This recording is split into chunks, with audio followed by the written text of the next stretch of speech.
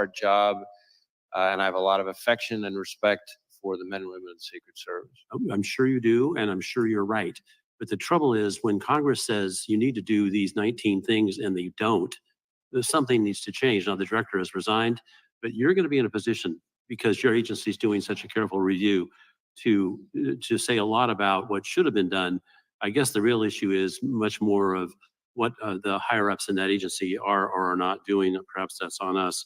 And we will share with those reviews anything that we come across that could be helpful or relevant to them for those questions. Yeah, let me quickly go to some details on the actual events. It appeared to a lot of us as the Secret Service was taking former President Trump from the stage that he was clearly still in view of everybody. And had there been another shooter, I didn't see him being protected.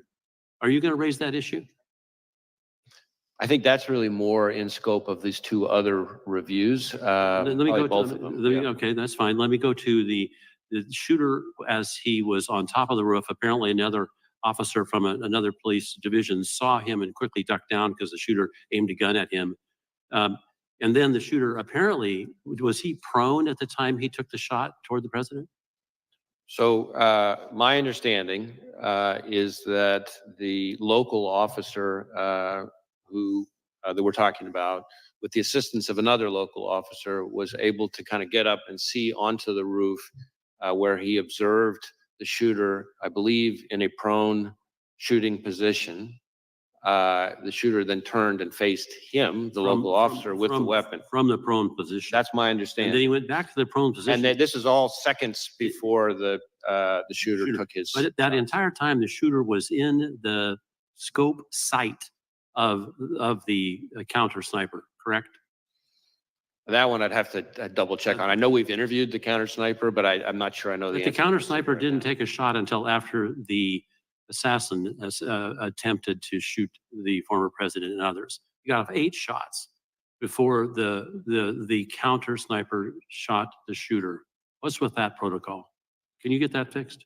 Well, I really want to be careful not to be, given the scope of our investigation, somehow second guessing the very difficult act and decision it takes for a counter sniper to kill another human being in that situation. It's all happening in seconds. So 8 shots. Yeah. And that was after he'd been seen for 20 minutes. I yield back. Thank you. Director, that's an important question though, because you've talked to the counter sniper.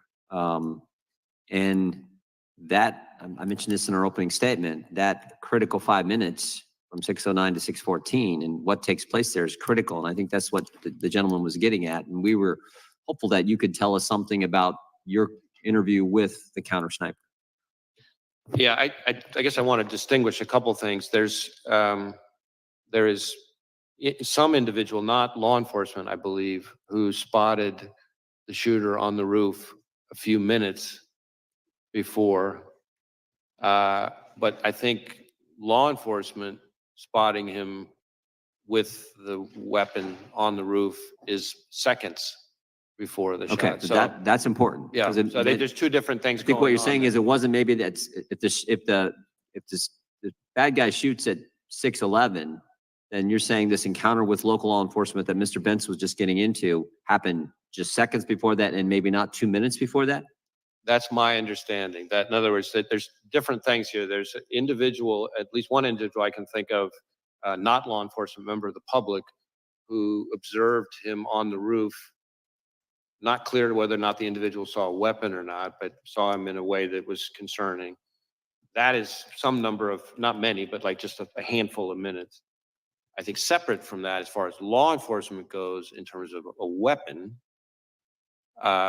this local officer that we just talked about observed the individual, again, literally just seconds before the shooter took his shots.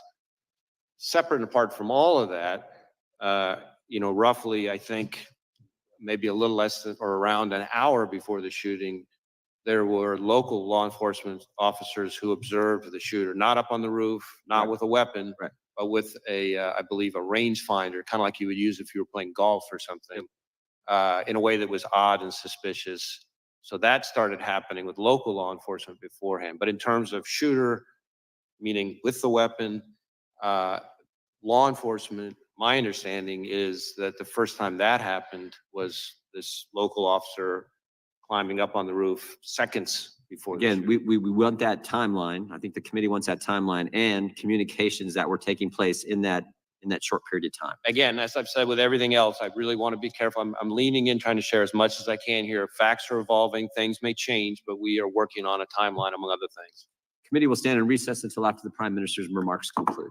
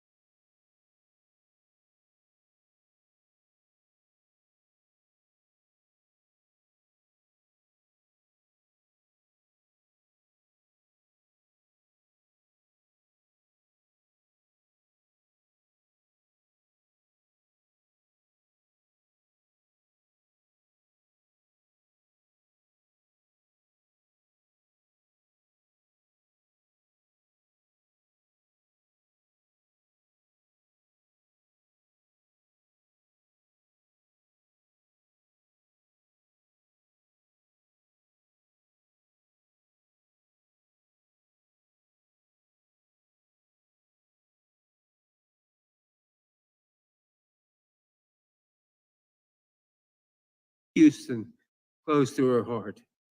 We were all better for having known her. The American people are better for having had her in their corner all these years.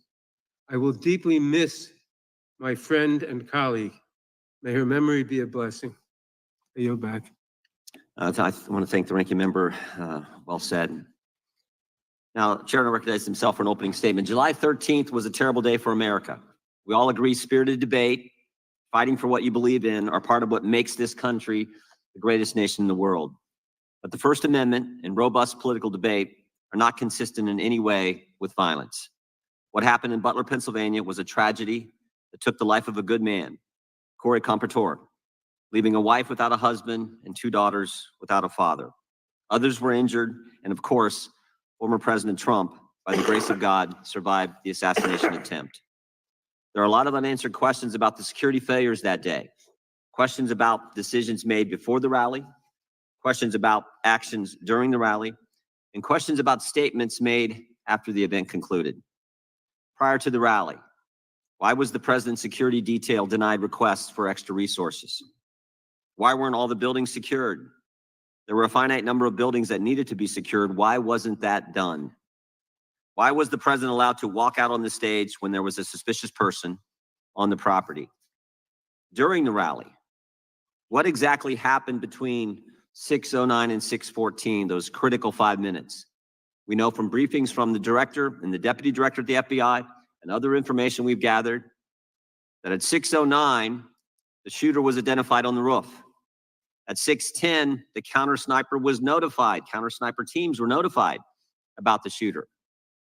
6:11, the shooter fired several shots, injuring and killing one person, injuring others. At 6:12, the counter sniper took down the shooter, and at 6:14, President Trump was escorted off the stage by Secret Service agents. We need to know what happened play by play, moment by moment, second by second, the communications that took place, again, during that critical 5 minutes. And then finally, after the rally, why did both the Secret Service and Secretary of Homeland Security, Mayorkas, lie to the American people?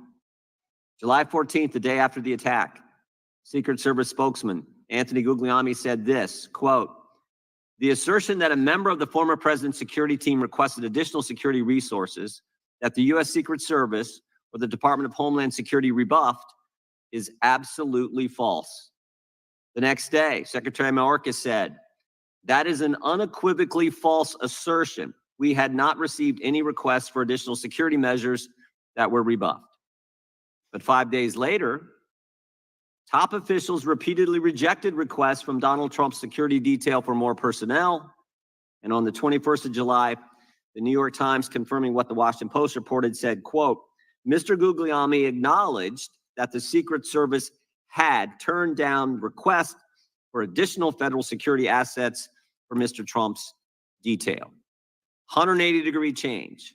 Why did they initially lie to us in the days after the attack in Pennsylvania? Finally, we hope to learn more today from Director Wray about the shooter, his use of the drone, the explosives that were in his car, how he got on the roof, and a host of other questions. It is our hope that Director Wray's testimony can begin to give answers to the American people about all of these questions and concerns. So, Director, we appreciate you being here, and we trust that you're going to be as transparent with the committee and the country as you possibly can. And I'm sure you understand that a significant portion of the country has a healthy skepticism regarding the FBI's ability to conduct a fair, honest, open, and transparent investigation. And that skepticism is based on what they've witnessed over the past several years. The American people have seen a Biden-Harris Justice Department that can't tell us who planted the pipe bombs on January 6th, that can't tell us who leaked the Dobbs opinion, and that can't tell us who put cocaine at the White House. The Biden-Harris Justice Department who raided President Trump's home, Biden-Harris Justice Department who worked with social media companies to censor Americans, Biden-Harris Justice Department who let the country believe that the Hunter Biden laptop was misinformation when they knew at the time it was authentic. And maybe most importantly, a Biden-Harris Justice Department who retaliated against whistleblowers who came to this committee and spoke to us about these issues. Last week, we sent you 12 questions about what occurred on July 13th. We expect you to answer those questions and the others that I've just outlined. And again, we thank you for being here today and appreciate your willingness to answer the questions that the committee is going to have. And with that, I would yield to the ranking member for an opening statement. Thank you, Mr. Chairman. Mr. Chairman, 2 weeks ago, our country witnessed a shocking assassination attempt on a presidential candidate. Now, I disagree with Donald Trump in almost every policy area imaginable. I am frequently shocked and outraged at the plans he has for our country and the words that come out of his mouth. I have dedicated much of the last 8 years to fighting his agenda. But regardless of my strong feelings about Donald Trump's behavior, I unequivocally and unabashedly condemn with every fiber of my being the attempt against his life. This was not just an attack on a man, but an attack on our democracy. Political violence erodes the very foundations of our nation. The concepts of freedom of speech, of peaceful transitions of power, of a democratic government at its core, these cannot exist if political violence is allowed to fester and to go unchecked. And if you think that this one assassin's bullet was a bolt out of the blue and not part of a wave of violence that has threatened this nation for years, then you have missed the point of what my Democratic colleagues and I have been imploring you to hear for some time. Election workers, many of them working for free, face near constant threats of violence. In one recent instance, an Indiana man pleaded guilty to threatening to kill an election worker who said that there were no irregularities in a recent election. That man said, quote, 10 million plus patriots will surround you when you least expect it and will expletive kill you, close quote. That is political violence. In another instance, Speaker Merida Nancy Pelosi's husband was bludgeoned over the head with a hammer by an intruder in his home who had been there to capture Ms. Pelosi, interrogate her, and possibly, quote, break her kneecaps because of her liberal views. That is political violence. The death threats surging against Vice President Harris, former President Obama and his wife Michelle, and Governor DeSantis, as well as many others, including videos online of individuals holding guns making assassination threats. That is political violence. The plot to kidnap Governor Gretchen Whitmer and overthrow parts of the state government. That is political violence. The brutal, deadly attack 3 years ago against this very building, with rioters breaking through police barriers to run through these halls chanting, "Kill Nancy," and "Hang Mike Pence," and even hanging a noose outside the building. These rioters battering Capitol Police officers and forcing members of Congress and their staffs to go into hiding, squatted in spaces under desks or in closets. That is political violence. This assassination attempt, as horrific as it is, should surprise no one. And you would think a political party that almost lost their presidential candidate through an act of political violence would have something to say about the way their leaders keep talking about the next election. Donald Trump has warned there will be a, quote, bloodbath if he loses. Republican Ohio State Senator George Lang said just last week at a rally for J.D. Vance that he is, quote, afraid that civil war might be necessary if Republicans lose the November election.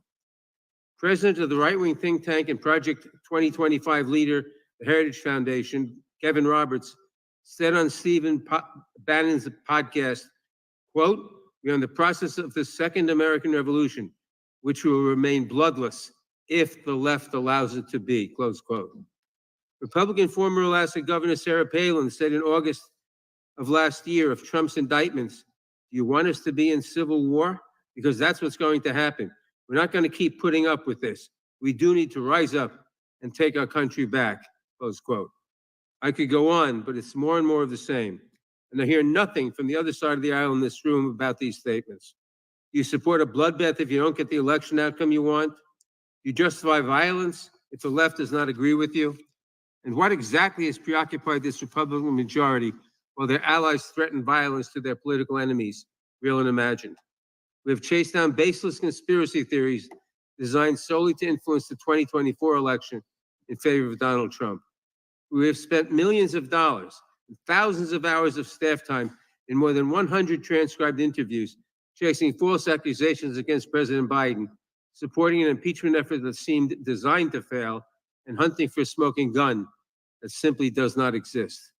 And instead of admitting that these investigations found no corruption, coercion, or unethical behavior by the Biden administration, Republicans chose to just dig deeper and spend more money. Imagine what could have happened if we had spent these thousands of hours of staff time and those millions of taxpayer dollars addressing even one aspect of the political violence that now threatens our country. Perhaps had this Republican majority lifted a finger to help a nation that is awash in guns, the assassin in Butler would not have had such easy access to the weapon he used to fire on that crowd. Director Wray, your agency is responsible for addressing some of the most serious issues of our time.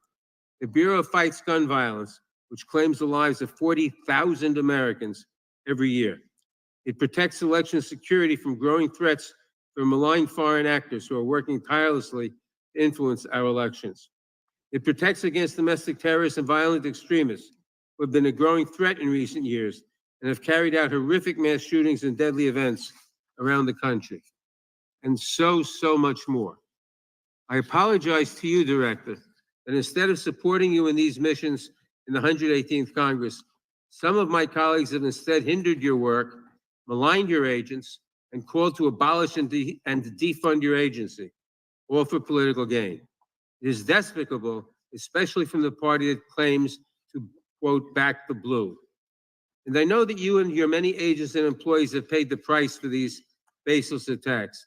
I know you have faced a barrage of threats, distrust, and vitriol from the public as a result of these wild, politically driven conspiracies. I know it has become even more dangerous and difficult for you to come to work each day. I may not agree with you on everything, but I sincerely thank you and every employee in your agency who continues to protect our country. The FBI is vital to keeping America safe, and I pray that today we can focus on the real, substantive work of the agency. It is the least we owe our country in these times. I yield back.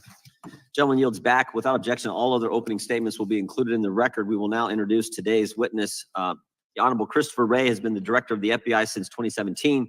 He previously served as the Assistant Attorney General for the Criminal Division of the Department of Justice, the Principal Associate Deputy Attorney General, an Associate Deputy Attorney General, and as Assistant U.S. Attorney for the Northern District of Georgia. Again, Director Wray, you've been here many times. We appreciate you being here today. Look forward to your testimony and answering our questions. We will begin by swearing you in. Would you please rise and raise your right hand?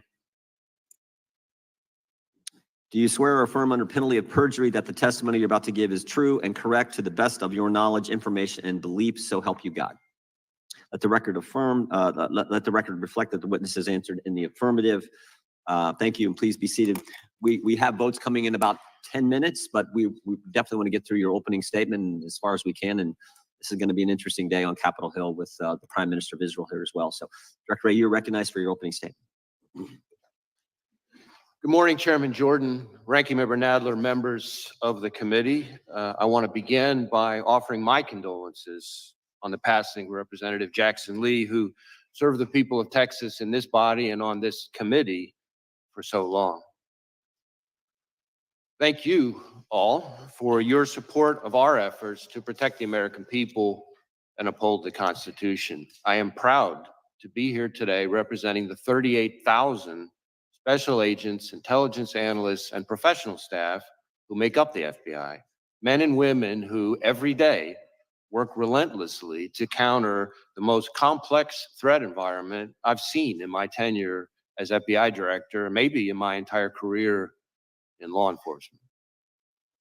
Before I go any further, I also want to acknowledge and offer my deepest condolences to the victims of the horrific assassination attempt in Butler County, to the friends and family of Corey Comparator, who by all accounts lost his life protecting others from danger, to the other victims, 2 of whom were critically wounded, and of course, to President Trump, former President Trump and his family.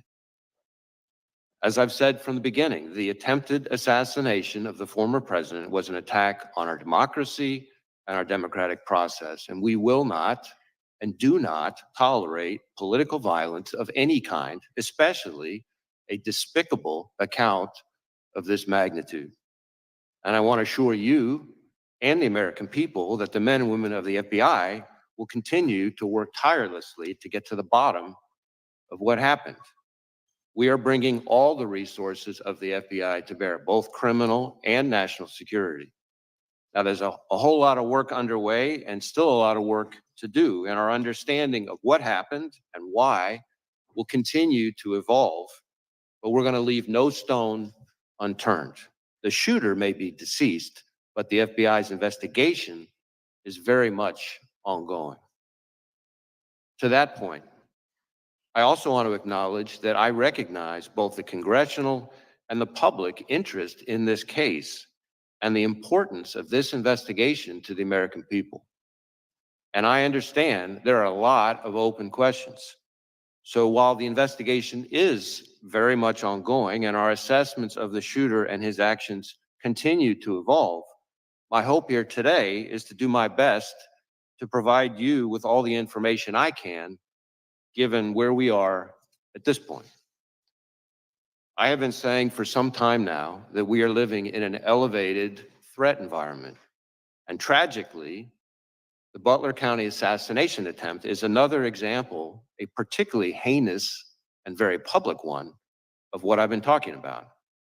But it also reinforces our need at the FBI and our ongoing commitment to stay focused on the threats, on the mission, and on the people we do the work with and the people we do the work for. Every day, all across this country and indeed around the world, the men and women of the FBI are doing just that, working around the clock to counter the threats we face. Just in the last year, for example, in California, the FBI and our partners targeted an organized crime syndicate responsible for trafficking fentanyl, meth, and cocaine all across North America. We charged the Mexican-based suppliers who brought the drugs into the United States, a network of Canada-based truck drivers who delivered the drugs, and the distributors in the United States who spread the poison into our communities.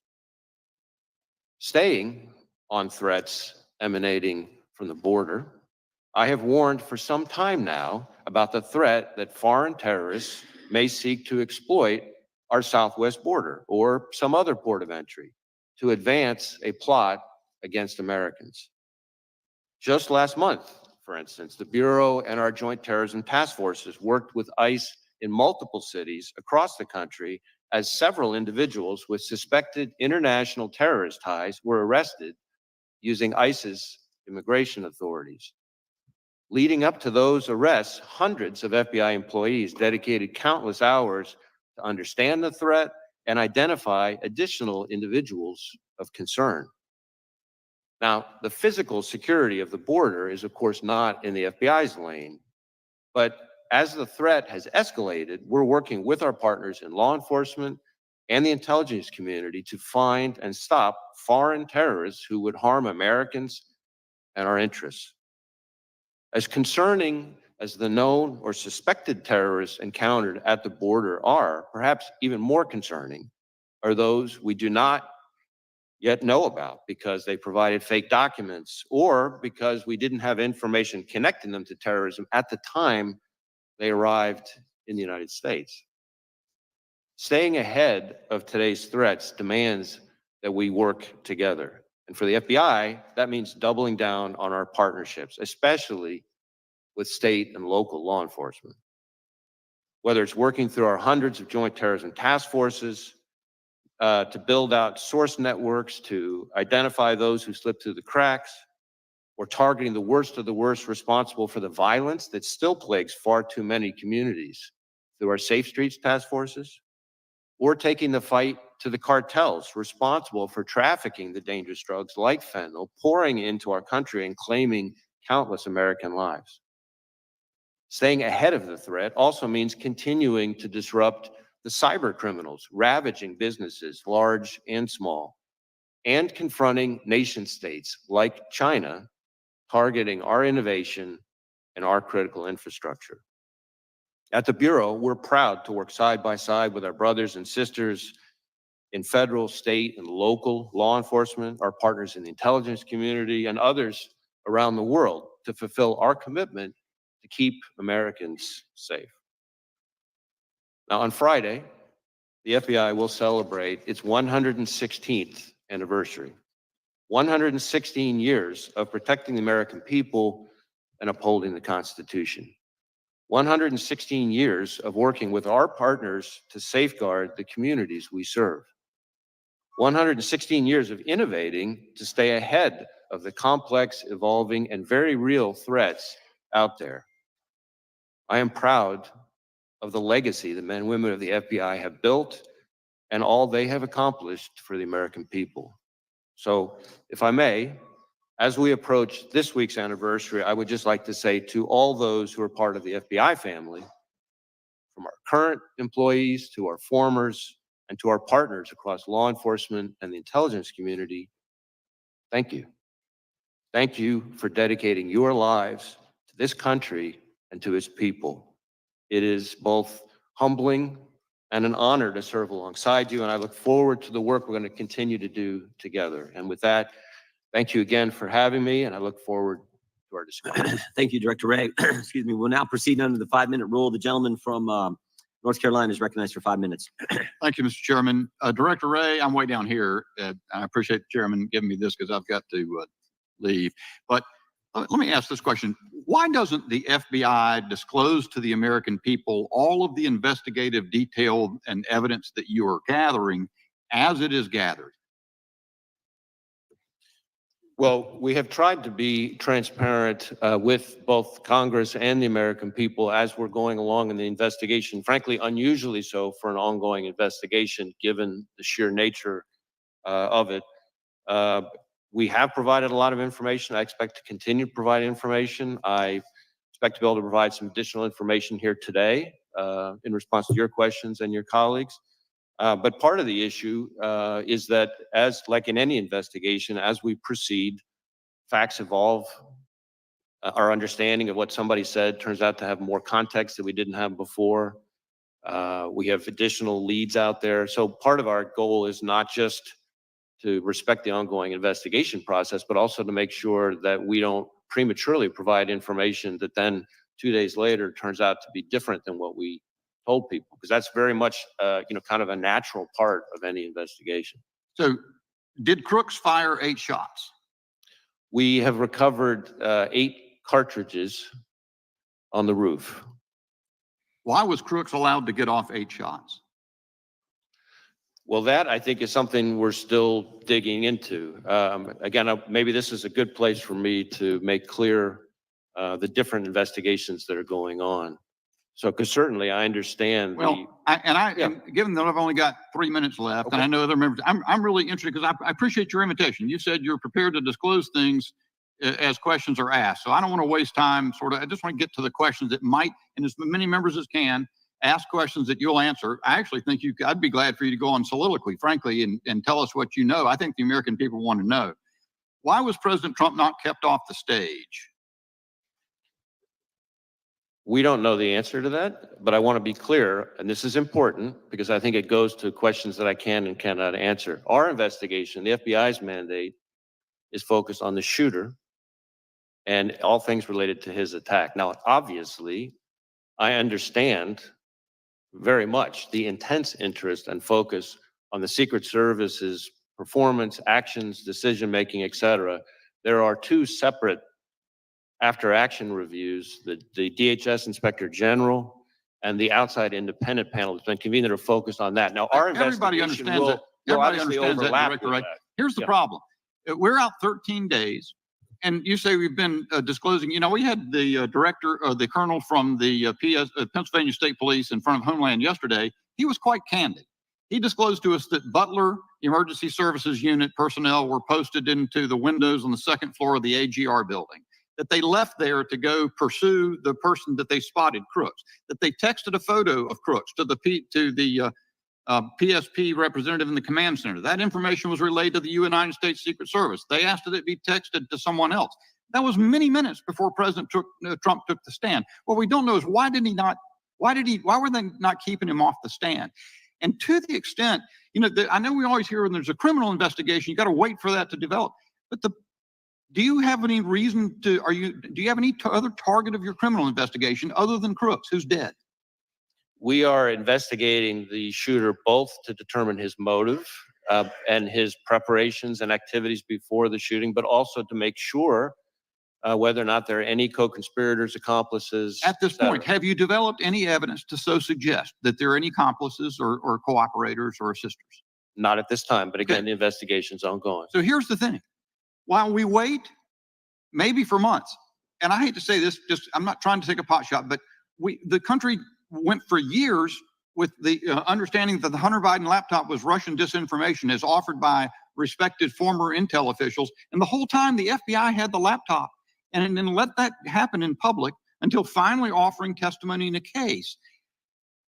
To the degree we wait to hear as a country and as a Congress what has happened in this event, because the FBI is conducting an investigation, it provides quarter for the U.S. Secret Service not perhaps to reckon with the problems that are obvious to everyone. So let's get a couple in while I've got 13 more seconds. One more question, perhaps. Senator Grassley says that the records of the day show that there was a counter unmanned aerial surveillance operator on site. Was there? And why did that person not prevent Crooks from being able to use a drone? So again, questions about the Secret Service's performance are better directed to those other reviews. What I can tell you when it comes to drones is that Crooks himself had a drone, and I'm prepared to answer questions here today about the shooter and his use of the drone, for example. My time's expired. Gentleman yields back to ranking members recognized for 5 minutes. Thank you, Mr. Chairman. As I said in my opening statement, political violence is a scourge and entirely unacceptable, no matter the source or the target. Last October, a far-right conspiracy theorist broke into Nancy Pelosi's home and bludgeoned her husband. Prominent Republicans mocked the attack and promoted conspiracy theories about it. Last August, an armed Utah man who threatened to kill President Biden was killed as FBI agents attempted to serve a warrant on him hours before President Biden landed in his state. Some on the right claimed that the man was simply a, quote, Second Amendment enthusiast.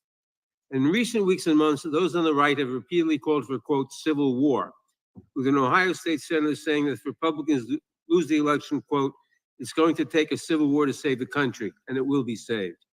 The president of the Heritage Foundation likewise said that, quote, we are in the process of the Second American Revolution, which will remain bloodless if the left allows it to be, close quote. Director Wray, it's obviously important that we respect First Amendment protections, but there is clearly a point at which some violent rhetoric crosses over into threats of violence or leads to actual violence.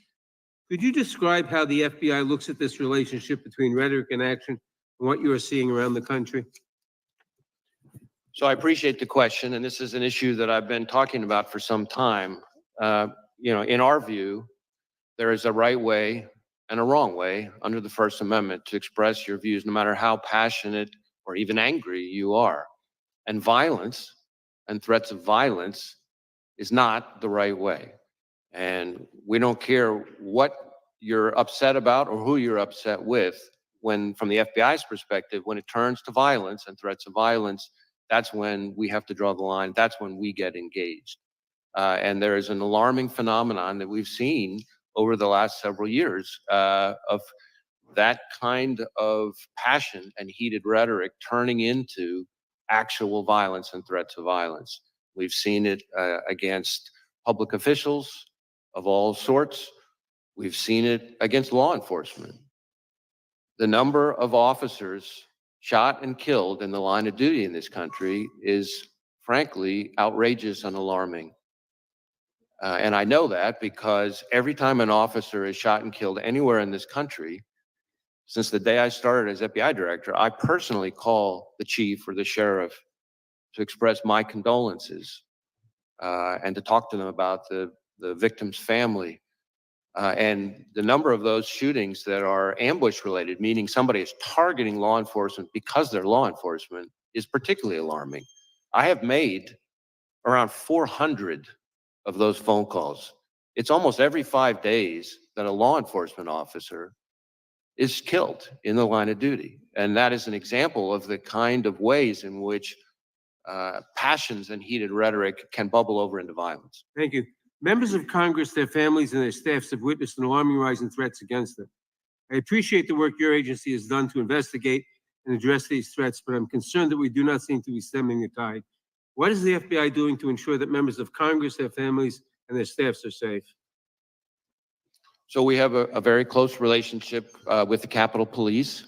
And we have members of the Capitol Police, for example, who are on some of our task forces. We share intelligence information about things that we're seeing, trends that we're seeing with Capitol Police and others in law enforcement. Obviously, if we have specific information about an effort to target a member of Congress, then we're getting with Capitol Police in a much more specific way. But those are some of the things that we're doing. Thank you. Now, Director, your office is leading the investigation into the attempted assassination of Donald Trump. Republicans in Congress, including members of this committee, have repeatedly called for defunding the FBI. What impact would defunding or even just limiting your funding have on the FBI's ability to conduct this and other investigations? So I understand that there are heated views, opinions about us, just like there are about every institution in today's America. But cutting our funding is incredibly short-sighted, and the people it really hurts are state and local law enforcement and the American people we're all sworn to protect. Thank you. During my remaining time, I want to turn to a different matter. In recent days, Republican members of Congress have attacked presumptive Democratic presidential nominee Kamala Harris as a, quote, DEI candidate, which presumably is code for women and person of color. It's not a new theme for them. In May, Chairman Jordan wrote to you claiming that because of DEI initiatives, the FBI is no longer hiring, quote, the best and brightest candidates to fill the position of special agent. With my remaining time, Director Wray, can you please answer the following questions? Is it true that hiring women and people of color means that FBI is no longer hiring the best and the brightest to serve as law enforcement officers? Is there any evidence that women and people of color are less effective in law enforcement roles?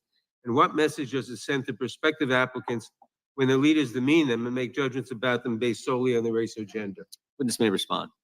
So any notion that we have lowered our standards, our hiring standards, is just not accurate. In fact, our standards are as competitive and selective as ever. We have tens of thousands of people applying, and our selection rate is about 3.1%, which is more selective than just about any university in the country. And most of our applicants, I think something like 50% of them are coming from military or law enforcement backgrounds. About 50% of them also have advanced degrees. The average age is around 31, which means they're bringing a wealth of personal and professional experience when they arrive. And to suggest that those people, because of efforts related to diversity or anything like that, are less qualified, frankly, is not at all consistent with what I see, having visited all of our field offices and seen these young people in action, and I think is an insult to those hardworking men and women who've signed up to dedicate their lives for this country. Thank you, Director. I yield back. Gentleman yields back. Director, let me go back to where Mr. Bishop was. Tell me about the drone. You act like you wanted to fill us in on that. Fill us in. So we have recovered a drone that the shooter appears to have used. It's being exploited and analyzed by the FBI lab. The drone was recovered in his vehicle. So at the time of the shooting, the drone was in his vehicle with the controller. In addition, our investigation has uncovered. You know what time of day he flew it, and if he flew it on the day of the shot? Yeah. Oh, I'm sorry. Go ahead. Go ahead. So in addition, it appears that around 3:50 p.m., 4 o'clock in that window on the day of the shooting, that the shooter was flying the drone around the area 2 for hours. about 11 minutes. I want to be clear, but when I say the area, not over the stage and that part of the area itself, but I would say about 200 yards, give or take, away from that. We think, but we do not know. So again, this is one of these things that's qualified because of our ongoing review, that he was live streaming, viewing the footage from that, again, about 11 minutes and around the 3:50, 4 o'clock p.m. range. 2 hours before he's flying a drone in the vicinity of the route. About 200 yards away. Yes. 200 yards. Okay, that's important information. What about the bombs that we've heard about in the shooter's car? So again, the FBI lab is exploiting those explosive devices. Yep. There were, we've recovered 3 devices, 2 in his vehicle and 1 back in his residence. Are these what you would call, your experts would call sophisticated operations, or this when we? I don't know.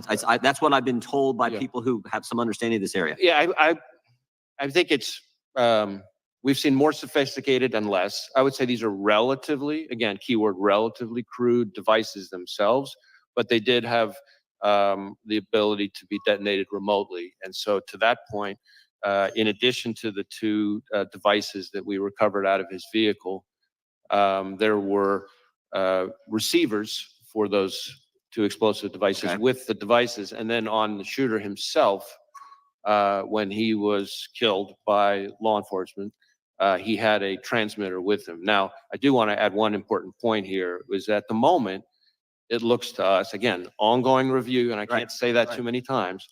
At a moment, it looks like because of the on-off position on the receivers, that if he had tried to detonate those devices from the roof, it would not have worked. Okay. But that doesn't mean the explosives weren't dangerous. And I'm sure we're going to get into all these subjects a little bit later as well. Tell us what you can about the encrypted platforms we've heard about.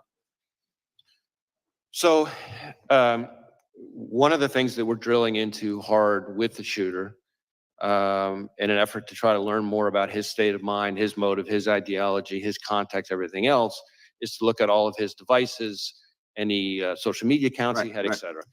And one of the things we've learned in finally getting into his phone, which was also a significant technical challenge from an encryption perspective, but in addition, once we got on the phone, it turned out he was using some encrypted messaging application. And again, the same question relative to the bombs. Was this pretty sophisticated, or is this is the kind of the norm you see with folks like, similar situation? How would you describe on this subject, I would say this has unfortunately now become very commonplace, and it's a real challenge for not just the FBI, but state and local law enforcement all over the state. Tell me exactly the scope of, does the scope of your investigation include what I call that critical 5 minutes from when the 6:09, when this is based, I think, on information you've given to Congress, 6:09 when the shooter's identified on the roof, and 6:14 when President Trump is ultimately escorted off, and all that happens, the shots that take place in between there. Do you have access to the communications that were going on at the time in that critical 5 minutes? So our investigation, when you say scope, our investigation includes that time frame, although focused again on the shooter himself. Understand. The shooter's involved in that. He's obviously involved in that time frame. Correct. And as part of that, as part of our focus, our investigation of the shooter and the attack, of course, we are interviewing law enforcement from the scene because those are some of the most significant witnesses, and we're obviously getting access to their materials and that kind of thing. And the Secret Service has been fully cooperative. You have access to the communications that exist there. That exact question, I don't, as I sit here at the moment, I don't know the exact answer to that question, but I know that Secret Service has been cooperative with us. The Congress would like access to those communications as well. I mean, not just that 5 minutes, although I think that's the critical time frame. There's lots of communications we'd love to have access as well. I see my time is up, and they have called votes on the floor. I think there are about 6 minutes left in votes. So committee will stand in recess until approximately 10 minutes after votes conclude on the House floor.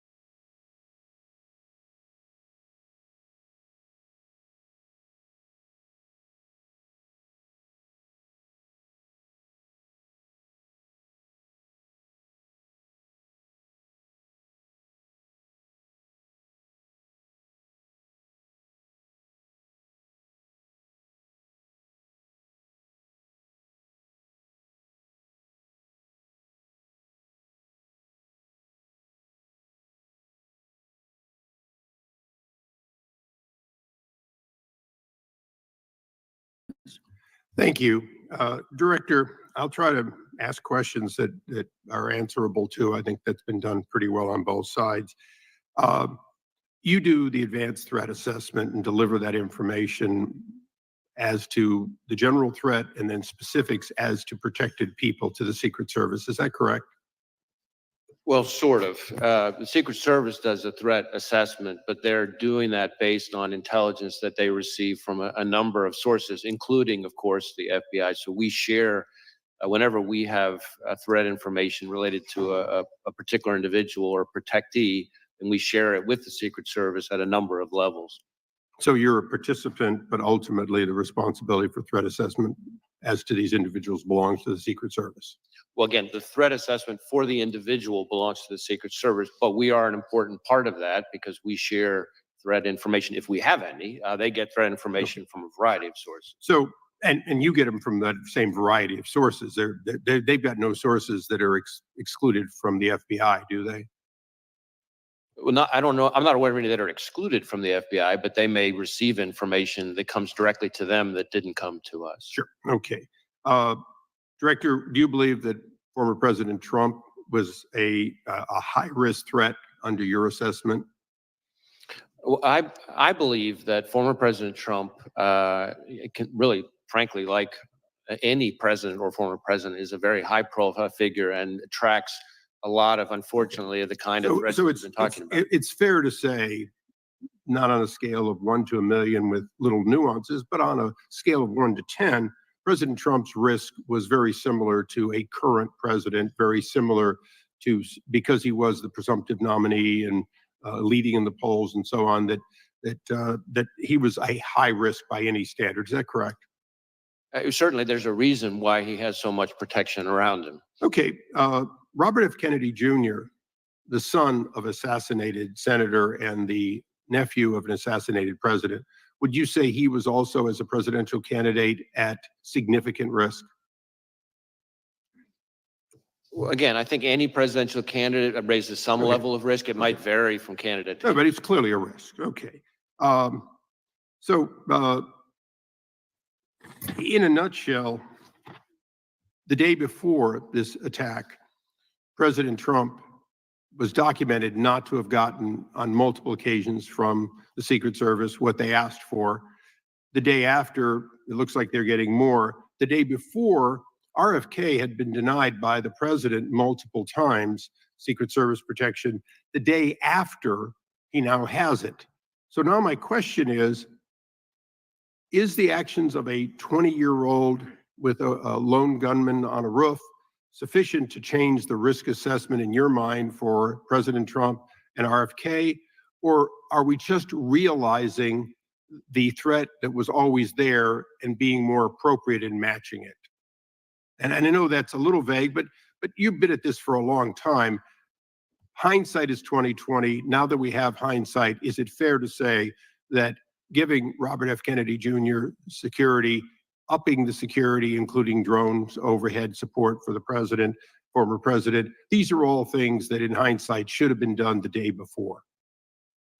Well, let me try to answer your question this way. Of course, as I said, the assessments of the level of security to be provided to individual protectees. No, I understand it's a Secret Service decision. But what I would say to you is that, and I've been saying for quite some time, including in front of committees of this Congress, that we are in an elevated threat environment, and we have been for some time. And that comes from a variety of quarters. It is quite frankly a dangerous time to be a prominent public official. And in regards to that, the other side has spent a lot of time talking about what people on the right have said. But there was an attempted assassination on a Supreme Court justice. We have had the highest ranking senator on the other side of this body saying that there were actions, that they were accountable. We have had multiple members of Congress in both the House and the Senate berating the character of members of the Supreme Court as a result of their decisions made, both, sometimes 6-3, sometimes unanimous, whatever. Are those comments, not any one of them, but are those comments and the generation of that sort of, oh, this guy's bad for democracy, this Supreme Court justice is a threat to democracy, is that the kind of thing that raises the threat level? And would you caution against that? Well, I do believe that we've seen an increase in threats of violence, which again, that's the FBI's lane, not rhetoric, no matter how despicable or heated it is, but violence and threats of violence. We have seen an uptick in threats towards judges, among other prominent public officials, including, as you say, a case that we helped investigate involving a threat to a sitting Supreme Court justice. An attempt. An attempt. Yeah, thank you. Right. And I think it's a reflection of a broader phenomenon that we are seeing in this country, where people, again, very passionate, I respect that, very angry, I respect that, but there's a right way and a wrong way to express yourself when you're angry. And violence and threats of violence just can't be it. And that's where we fit in. It's not my role as FBI director to call out particular people's rhetoric. There's a place for that, but that's not my role as FBI director. But when it turns to violence and threats of violence, has to be treated as unacceptable, and that's the way we look at it. Thank you, Mr. Chairman. I yield back. Director, when did the FBI learn that Iran was threatening President Trump's life?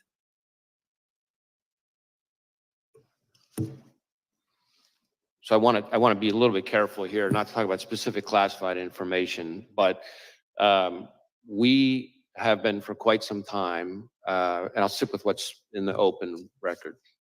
We, for some time, and I in particular for some time, have been calling out the efforts by the Iranian government to attempt to retaliate for the killing of Soleimani by going after current or former prominent U.S. officials, and we've even had an indictment against it. And I think that we need to recognize the brazenness of the Iranian regime, including right here in the United States. And I expect that we're going to see more of it, and I expect there'll be more coming on that. I'm not aware of any threat information related to protectees that wasn't, passed in a timely way, but I can't really get into specifics here. It's a minority's time here, but I just felt that was a question the committee needed to understand. And it sounds like you've known that for a long time, and that information was conveyed to the Secret Service? Any information related to threats against the former president, which again, as we've sort of talked about, is happens all too often, is something that we have a whole process we routinely share with Secret Service on a number of levels in a timely way. And to my knowledge, that has consistently been followed. Gentleman from Georgia is recognized. Thank you, Mr. Chairman. Thank you for being here, Director Wray. Director Wray, the FBI is the independent law enforcement agency under the Department of Justice. Is that correct? Yes. And does the FBI director currently report to anyone? Well, you mean in a chain of command reporting structure kind of thing? Yeah. So the FBI is part of the Justice Department. On the org chart, you would see that the FBI director, and this has been true for decades, reports to the Deputy Attorney General, who reports to the Attorney General. Obviously, reports in a communication sense. I report to any number of people. As opposed to a micromanagement reporting system. Correct. And you would take issue, would you not, with any proposal that would change or alter that chain of command and place you or place a FBI director in the position of reporting directly to the president? Would you not? You would oppose that? I don't think that would be a wise reporting structure. I think the structure that we've had for decades now makes sense. I think there's a difference between independence in a sort of organizational structure perspective and independence in terms of the way you do the work. Obviously, the FBI is part of the Justice Department. Well, reporting directly to the president would eliminate your independence, would it not? I don't think it would help. Yeah. And you're familiar with Project 2025, are you not? I mean, I've seen news reports about it. I'm not particularly familiar with it. You're aware that it is a game plan for President Trump's first 120 days in office, correct? I'm really not familiar with the details. Again, I've seen reporting about it. It is. And what he proposes to do is to force the FBI director to appoint to report directly to him. That's what he wants to do within the first 120 days. He also wants to eliminate the position of FBI General Counsel. That is also set forth in Project 2025. How would you recommend that? I think the FBI's Office of General Counsel serves an incredibly important role, including in terms of advising our workforce. We have 38,000 people. The idea of having an organization like ours, an independent law enforcement agency like ours that doesn't have its own general counsel's office doesn't make sense to me. Well, it would seem like any proposal that would force the director to report to the president And then there would be no legal counsel for the director of the FBI. That seems like it's an attempt to neuter the FBI and render it accountable only to the president. Isn't that correct? Well, let me put it this way. I recognize that the FBI director, this FBI director and every FBI director before me serves at the pleasure of the president. And that's part of our system. I was appointed by President Trump. I respect that. I think that's a part of our structure. But independence in terms of how we do our work is what matters to me. And we need to be able to do our work in a way that is free from political interference. Well, you wouldn't be able to do that by reporting everything you do to the president and getting his authority and approval before you take action, correct? I don't think that would be a wise approach. And then there's even a proposal to replace many of those 38,000 dedicated civil servants who work for the FBI, replace them with a MAGA group that has pledged its allegiance to Donald Trump. What danger would that bring to the FBI if that were to happen? Well, again, I haven't read or reviewed this thing that you're assuming referring what to. I say is but true. The FBI is impact would made that up of have? the FBI is made up of 38,000 dedicated career law enforcement professionals. It has no political appointees of any kind unless you count me as a You don't nominee want of the that to former change president. either, do I you? don't think that should change. You I don't think want that is a bunch that is of MAGA part of how we loyalists do our work. being Right. being the employees of the FBI. We're coming up Well, on 116 it would- years of the FBI, and that's the way it has been for 116 It would years. be crazy to take 38,000 MAGA loyalists and put them at the FBI. That's frightening. That's what Project 2025 proposes, and I'm glad to know that you are not with that program. And with that, I yield back. Gentleman yields back. Gentleman from Florida is recognized. Was the shooter on the FBI's radar in any way prior to the assassination attempt? We did not have any information about the shooter. He was not in our holdings before the shooting. No communication in any chat rooms, no CIs or confidential human sources have any interaction with? No, we've run a thorough search for the subject through all of our holdings, and he was not in them anywhere. Were there any FBI agents or informants present at the Trump rally in Butler? Not to my knowledge. And Mr. Jordan was talking to you about Iran. Were law enforcement resources diverted from the protection of President Trump to John Bolton as a consequence of concern that Mr. Bolton might have been the target of Iranian malign efforts? That's really a Secret Service decision. I don't know the answer to that. That's really something they would know better. What I can tell you is that there are a number of individuals. You mentioned one who we've brought a case, a specific criminal case for the Iranians targeting for assassination. But how the Are you Secret gonna Service get that answer allocates- to us, whether or not resources were diverted from Trump to Bolton? Is that just gonna be part of your review? I think that's going to be part of the reviews by the inspector general. The Inspector and General for DHS, right?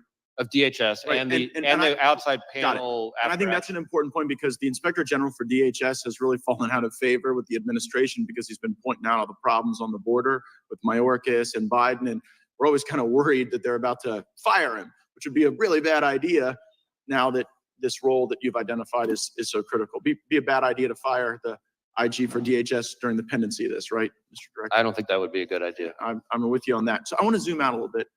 How often do you brief President Biden? You mean on this No, just specific generally. case? No, in your role as FBI director. I mean, I don't know that I could give you a number. Is it like weekly, monthly, daily? It's not at a regular cadence. There have been times when there have been months at a time when I haven't, and then there have been times when several days apart I have. Okay. It's always with other people. The vice president, is she typically there? Often has been. Okay, so when did you notice his decline? In my interactions, in my role, all my interactions with the current president have been completely professional. Right, but I mean the cognitive decline. I'm not saying he treated you unprofessionally, just maybe not picking things up as quickly as he used to. Again, I don't meet with him very often, but what you're describing is not something that I've observed during my interactions with him. I mean, we've had it observed so often that the ranking member and Mr. Schiff on this committee have said that he could no longer continue as a candidate. And so since you're the FBI director, I was just sort of wondering, like, who's running the country? Like if something bad happened, you'd have to go brief President Biden about it right now. God forbid. And on any number of occasions, I have briefed the president. And as I said, those briefings have all been uneventful and unremarkable. Well, I can imagine them being uneventful. But in the work where the vice president's also present, like you say, there's like more than half the time there's these briefings, she's there too. I don't know if I said more than half the time. Certainly, there have been times where she's been present. There have been other times where she hasn't. I take you at your word when you say this is the most complicated threat environment you've ever observed over a long career in law enforcement. And I'm just kind of wondering, with this assassination attempt, with the invasion at our border, with all the Hamas that have been let in that you've talked about and briefed about, like, is Biden up to it? And if he's not up to it, and you're a guy who's been regularly briefing him, like who's been in on this conspiracy to hide the real Joe Biden from all of us for years? It never occurred to you that this guy wasn't up to it in all these briefings you did? As I said, my briefings with the president have all been completely fine. Were they I between briefed, 10 a.m. and he's 4 asked p.m.? questions. There hasn't been anything of note in the area that you're talking about. Yeah, did you ever have to brief him before 10 a.m. or after 4 p.m.? We hear those are as good hours. I've certainly times that I have briefed have included outside those hours. Right. I just, I think the American people want to know how we got to this point with someone who's so diminished his own party has basically put him out to pasture.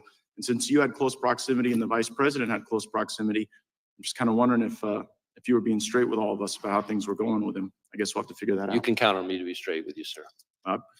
We'll see. Gentleman yields back. Gentleman from Tennessee is recognized. Thank you. Firstly, I'd like to recognize, unfortunately, the fact that our colleague and my colleagues side by side made for many, many years in this committee, Sheila Jackson Lee, is no longer with us. She was a great member and a force for America, and our loss is felt and great. Secondly, I'd like to say to the FBI director that there were some remarks made when you were introduced, preemptory remarks saying that people don't have great faith in the FBI and et cetera, et cetera, et cetera. I have great faith in the FBI, and I think most of us on this side of the aisle do.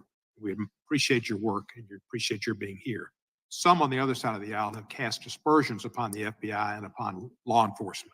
And if they don't want to support law enforcement, that's their business. But I support law enforcement, and the FBI is the top rank of law enforcement in our country. So I thank you and all of your people that work with you.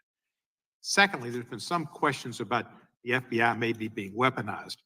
Did President Biden ever ask you to get involved in the case in Orlando, Florida, where Kevin McCarthy says that Mr. Gates is investigated for some sexual involvement with a 17-year-old girl? Did the president or anybody in the Democratic Party, as Mr. McCarthy has suggested, weaponized you and tried to get you involved in that case?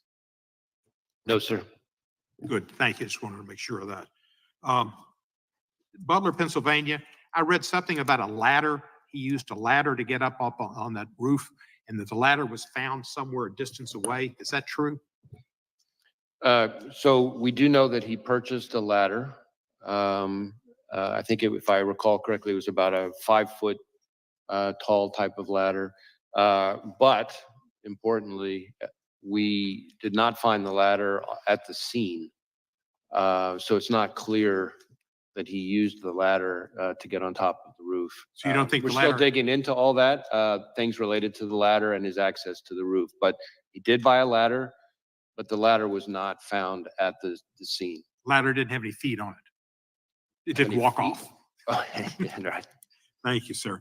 There have been a lot of threats against public officials. We've seen Mr. Scalise terribly shot, and we saw Gabby Gifford shot, and other Congress people, and many of us have had death threats. And the FBI has been made aware of those to help protect us, and I appreciate that greatly.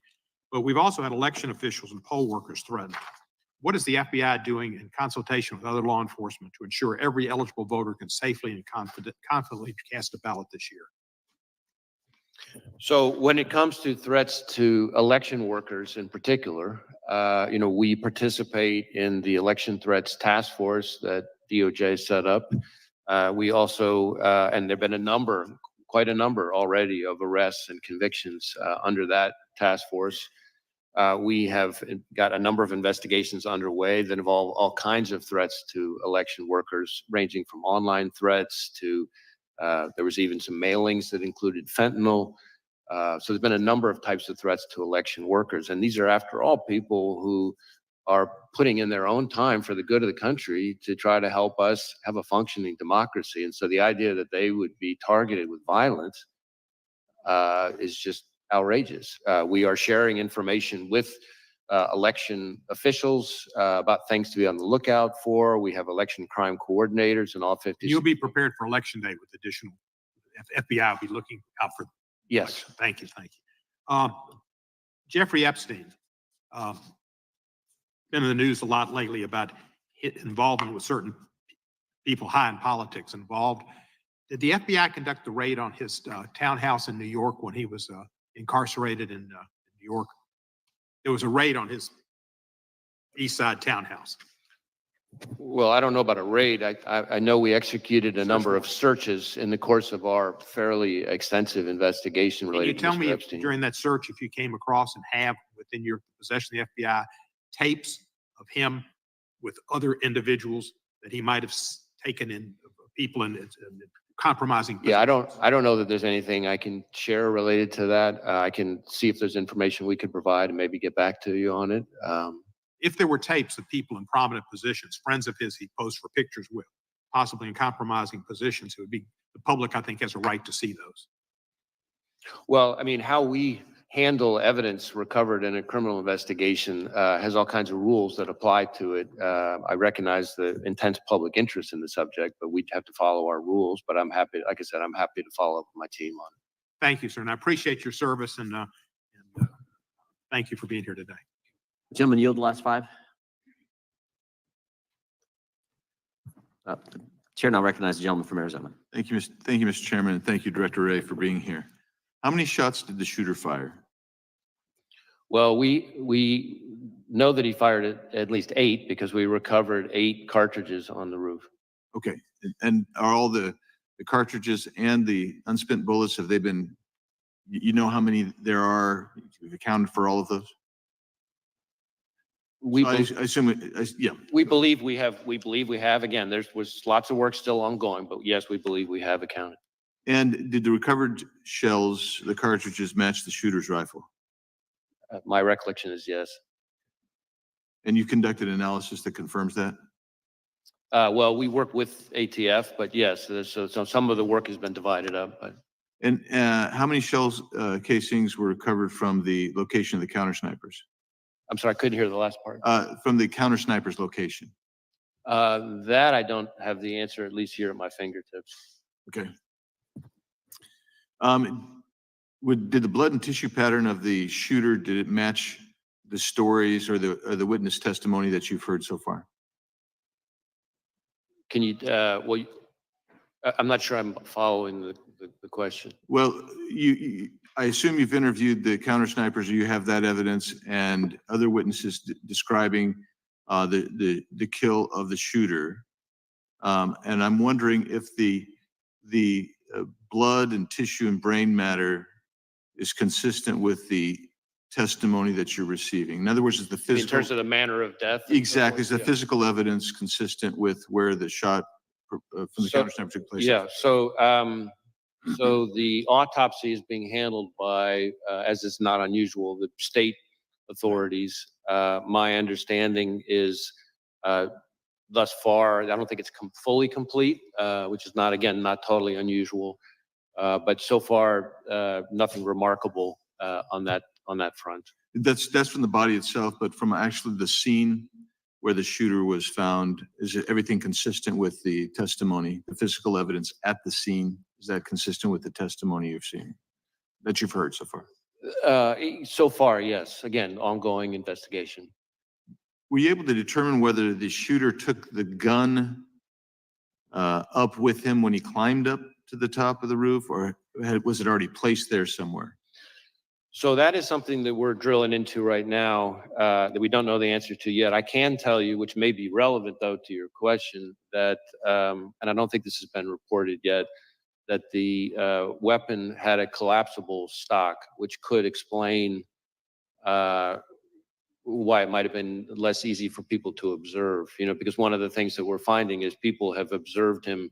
The first people to observe him with the weapon were when he was already on the roof, and we haven't yet found anybody with firsthand observation of him with the weapon walking around beforehand. So that doesn't mean he wasn't, obviously, but the collapsible stock is potentially a very significant feature that might be relevant to that. Did he have a scope? I believe so, but as I sit here right now, I don't remember. Okay. You mentioned about 2 hours before the incident that he'd had a drone and he was using a drone.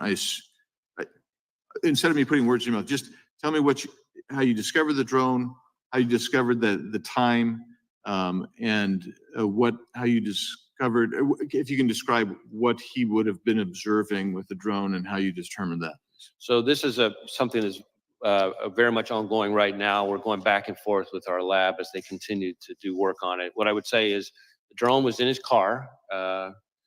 As I said, we've been able to, by exploiting the drone, determine its use and flight paths. There were no pictures or videos on the drone of the day of the rally, for example, but we have been able to reverse engineer the flight path of the drone from the day of the rally. And that's how we know that for about 11 minutes from, I think it's around 3:50 p.m. to 4 p.m., somewhere in that range, he was flying the drone, and we have the flight path. It's about 200 yards away from where former President Trump would ultimately be speaking. And so that would have primarily given him a vantage point. I'm trying to think how to describe this. If the former president's podium is that way, yeah, the drone would be over here looking, say 200 yards again off this way, looking back. So it would have shown the shooter, we think, again, we're still doing more work on this. I really want to qualify what I'm saying, but I'm trying to be transparent and lean in here. We think it would have shown him kind of what would have been behind him. But when you say behind him, behind the shooter. Correct. Like in other words, almost like giving him a rear view mirror of the scene behind him, except again, he wasn't flying it overhead while he was later back for the assassination. But he would have had, with the drone, he would have been able to also assess kind of what, because the stage, I assume, was already set. He would have been able to assess that angle with rooftop as well, forward and backward, I assume. Well, certainly going towards the podium. Again, we're still trying to figure out exactly what he saw, because we're having to, in effect, because there's no recording of what he saw during those 11 minutes. Our hypothesis at this point, the experts think he would have been live streaming it. And so we're trying to, in effect, say, okay, if this was the flight pattern, given these capabilities of the drone, what would you have seen? What could you have seen for those 11 minutes? And again, it wasn't over the stage or the kind of the hub of the rally. It's about 200 yards away, but it looks like it would have been looking, let's say, length of a football field or so, more, kind of towards the podium. Great, thank you, Mr. How many separate times was the shooter on the premises? So again, with the caveat that we're continuing to do work on it, we believe that the first time he traveled to the grounds was, I think, a week before, and he spent roughly 20 minutes there. Then he went to the grounds again on the morning of the event, it appears, for about 70 minutes, I think. But again, I qualify that. I'd have to go back and look to be sure of that part. And then he came back in the afternoon. So that would be, I guess, a third time for good. But that included things like this drone activity we just talked about. Gentleman from California is recognized. Thank you, Mr. Chairman. Director, thank you for appearing. Thank you for the extraordinary job that you're doing. Please convey our thanks to the men and women at the Bureau for their incredible work. I've worked with them since I was an assistant U.S. attorney more than 30 years ago. Let me start with a threshold question I'm curious about. When I applied to be an assistant U.S. attorney, I had to go through a background check. Do candidates for the FBI have to go through background checks? Yes. Would someone with dozens of felony convictions survive a background check for the Bureau? No. So they would never be hired by the Bureau? No. Well, clearly the Bureau has, you don't have to comment on this, I know you won't, but clearly the Bureau has higher standards for their hiring than one of America's great political parties. Let me turn to the events of the tragic shooting. Have you been able to gain access to the shooter's electronic communications, social media, and with the caveats that you mentioned that the investigation is still early, have you been able to make any deductions or are there any indications of the shooter's motivation from those electronic holdings? So in terms of our ability to access it, we have been able to get into and exploit a number of electronic devices, digital devices, but not all of them yet. And then within his various accounts, we've been able to get access to some of them, but some of them we're still waiting on. Some of them we may never get access to because of the encryption issue that it presents an increasingly vexing barrier for law enforcement, not just the FBI, but for law enforcement all over the country. But we're still drilling into that. We have some information. Some places we've been able to look. Some places we will be able to look. Some places we may never be able to see, no matter how good our legal process is. But that's what we're looking at right now. In terms of what we've been able to find so far, a lot of the usual repositories of information have not yielded anything notable in terms of motive or like ideology. Having said that, it does appear fairly clear that he was interested in public figures, kind of more broadly, and I think this is important, that starting somewhere around July 6th or so, he became very focused on former President Trump and this rally. And so one of the things that I can share here today that has not been shared yet is that we've just in the last couple of days found that from our review, to your point about devices, analysis of a laptop that the investigation ties to the shooter reveals that on July 6th, he did a Google search for, quote, how far away was Oswald from Kennedy? And so that's a search that obviously is significant in terms of his state of mind. And that is the same day that it appears that he registered for the Butler rally.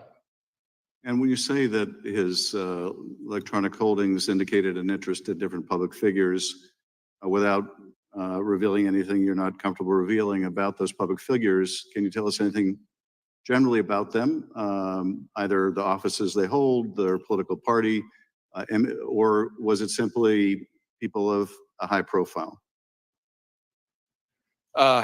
Well, a couple things. First, the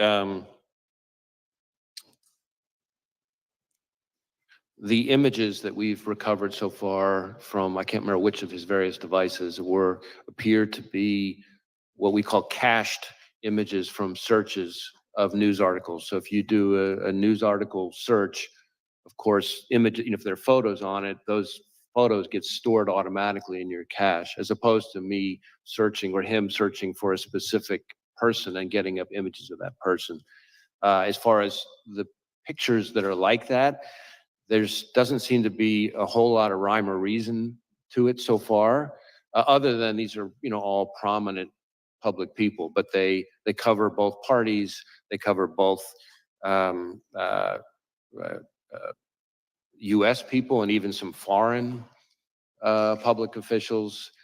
So that part doesn't appear to, that one repository of information doesn't appear to be overly indicative of motive. other than interest in public figures, but that could be just because he was reading news stories. So we're still trying to drill into that. That's why all of these outstanding legal process returns that we're waiting on for various accounts, platforms, et cetera, any one of them could be one that would have very indicative, very important information. If I could be permitted one very short additional question, Chairman. From that, any indication of any other particular target? That is someone who was not just sort of generically the subject of the searches you described, but for which there was more of an interest than others? There's the information I just described at the moment does not appear particularly indicative of targeting in its own right. But again, that dot, once we get other information, could connect in a way that might be more meaningful. But I'm sharing that piece of information with this committee and with the American public, but I think it's important that we put down a qualification. This does not appear to be some kind of target list or something like that. This is cached images from running searches of news stories. And again, there's nothing at the moment there's no pattern from that particular piece of information that is overly remarkable so far. Thank you. Thank you, Chairman. Gentleman yields back. Gentleman from California is recognized. Mr. Director, you previously told us that you consider the situation on the southern border to be a massive security threat to our country. Is that still your assessment? I stand by my prior testimony. And in fact, just in the last month or so, we've done, conducted a significant series of arrests. I say we, our Joint Terrorism Task Force is working with ICE of a number of individuals with suspected international terrorism ties. And I have also been very vocal about the fact that since the last time I appeared before you, that we are increasingly concerned about the possibility, not just of a foreign terrorist inspired attack, which is very much a concern, but even the potential for a coordinated foreign terrorist attack, perhaps like what we've seen against the concert hall in Russia, for example, but just here in the United States. Well, the 19 suicide bombers who overstayed visas were responsible for 3,000 American deaths on 9/11. What's your best estimate of the number of foreign terrorists who are now in our country? I don't know that I could give you that number. What I can tell you is we have lots of foreign terrorism related investigations, but that doesn't mean that all of them came in, illegally or anything like that. It seems to me that the simplest act of terrorism would be for dozens of guerrillas to attack low security, high density venues, for example, Friday night high school football games all across the country at the same hour. With bombs and automatic weapons that would produce thousands of casualties from coast to coast in a matter of minutes. How likely is such a scenario? Well, what you're describing would require, of course, a lot of coordination. But what I will tell you, and I think you're onto a particularly important point from my perspective, which is that unlike the 9/11 attacks, which again, I was in FBI headquarters on the day of 9/11, and so I remember it vividly, and I've spent plenty of time in the period after that in my prior positions engaged with the families and the victims. But what we're seeing more and more with the foreign terrorist threat, and frankly, also the domestic terrorism threat, is a focus on kind of like what you're talking about, well, what I would call soft targets, which is really for the American people's benefit, just intelligence community speak for where everyday people live their everyday lives. What terrorist groups have now infiltrated our country that you're tracking? Well, I don't know that I would say infiltrated. We have investigations as we speak that relate to ISIS and its affiliates. We have investigations as we speak that relate to Al-Qaeda. We have investigations as we speak that relate to Al-Shabaab. We have investigations as we speak that relate to the Iranian proxies, Hezbollah, and so frankly, even the IRGC Quds Force itself. What foreign criminal gangs are now in our country?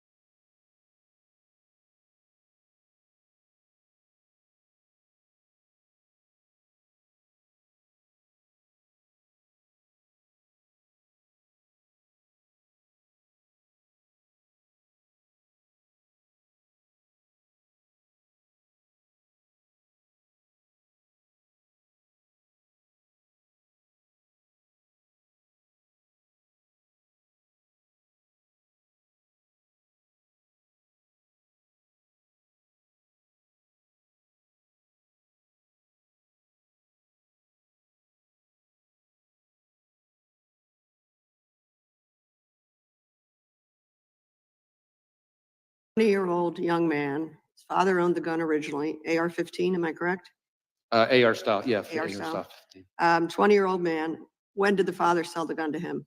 And what documents do you have? How much money transpired? What date? was it? Yeah, I do know that, I know, we believe based on what we've seen that his father, after purchasing the gun legally, sold the gun to his son. I don't know that I have the date of that transfer or the amount of the transfer, although we may be able to get that to you as a file. I just don't have it in front of me. Do you know when the father bought it? We know, as I'm Okay. sitting here testifying in front of you, I don't have that Okay. in front of me, so I don't have it at my I'm fingertips. just wondering if it's proximate to this event. I do not believe that the gun was purchased, that is the gun that was used. I do not believe it was purchased particularly close in time to the shooting. But how far in advance? It may have been a year before, give or take. But again, we'll go back and double check that on you. I do know that on the day of the shooting, at about 1:30 p.m., he bought 50 rounds of ammunition. So if you think about the day of, or if you back up a little bit, so the day before he goes to the shooting range, the day of he goes to the grounds, the morning of the event for, I think, around an hour. He buys the ammunition at around 1:30. At around 3:50 is when he's back on the grounds of the rally, and that's when he used the drone that I've talked about already today.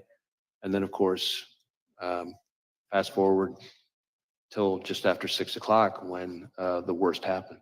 And we had thought maybe over the weekend there was a conversation around a classified briefing for members. I hope that will happen as soon as it's feasible for you and for the other agencies involved. And he got off 8 shots, and the reporting is that that was in under 6 seconds. He got off 8 shots, fatal to one.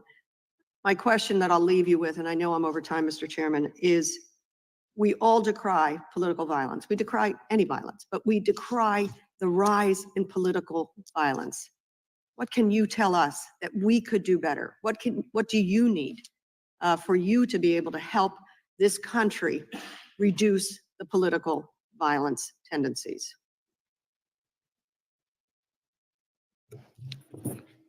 I think this is a moment where, in the most stark way possible, all of us as Americans can see how out of control political violence is in this country. And it's an opportunity for everybody to come together and to try to show that this is not the kind of thing we're going to tolerate in this country. The FBI's role is to focus on violence and threats of violence. But there is a role for others in the public square to address how people communicate in this country. And every day in our jobs, we see in social media, in terms of threats that we get, thousands and thousands and thousands and thousands and thousands of tips reported to us. And the language that's out there is just mind-bogglingly hateful and violent sounding. People sometimes, as figures of speech, use expressions that are very violent expressions. And so that is a part of it. We can all do better in kind of being a little more thoughtful and measured in our language. But again, the FBI's, we got to stay in our lane. Our lane is the violence and the threats of violence. There's a role for everybody as Americans to try to see if we can take the temperature down. Great, thank you. And thank you for the extra time. Yield back. Gentleman from North Dakota is recognized. Thank you, Mr. Chairman. And I really appreciate you correcting the gaming thing about this is my coming out party, because we're asking you to do something, and we've had acrimonious, you and I have actually had acrimonious interviews, but we're not here for a gotcha moment. We're just not on this. And we're asking you to give us information before the investigation is complete. My only recommendation or suggestion would be when that happens, don't necessarily wait till you ask, because don't wait for us to ask. Because and I'll go through why in a second. I appreciate you coming in. I appreciate you telling us things. I appreciate you guys going against essentially your normal policy of waiting till an investigation is done because the American people need to know it. But here's why. It's a guy with a rangefinder walking around that everybody noticed and then couldn't find. You know, he scaled to the top of a roof within 150 yards line of sight to the president or Republican former presidential candidate by climbing a drain pipe. And then you said some equipment. He was being pointed out by rally goers everywhere they could, and nobody could figure it out. There's maybe supposed to be local law enforcement in the building, either upstairs or downstairs. And all of this is going on. And I was talking to a colleague of mine yesterday on the floor, and it's like, I hate the conspiracy theories that come out, but this is not the FBI's purview. This is the Secret Service's purview. This is so comically like inept to the average North Dakota citizen. Is just, they look at this and they're like, how could this possibly happen? And so by you giving us information in a really meaningful way, even though we know the investigation's ongoing and things can change, that at least helps us to deal with that and figure out where we're at. And so, I mean, and you're doing all this. This guy had no combat training, no counter surveillance training that you're aware of, right? I'm sorry, I couldn't quite hear He had that. no combat training. Oh, no, I don't think certainly know what we would call, what you and I would call combat training. Obviously, he was a fairly active recreational shooter, so he did plenty of A lot shooting. of guys in right. Western Yeah. North Dakota, right? I mean, all of those different things. And somehow we came within under of an inch of a presidential candidate being shot and killed within 100 days out from an election. And when you look at it, so I just want to be really clear because there is a lot of this. There is no evidence of another shooter, right? I mean, another shooter. Yeah. I mean, there's the counter sniper who took out the shooter, Well, but right. But you're talking about like another. Anybody else. And you're looking at his online and seeing all that, but there's no evidence he had any other accomplices on scene that day, correct? Correct. Not that we've seen yet, certainly.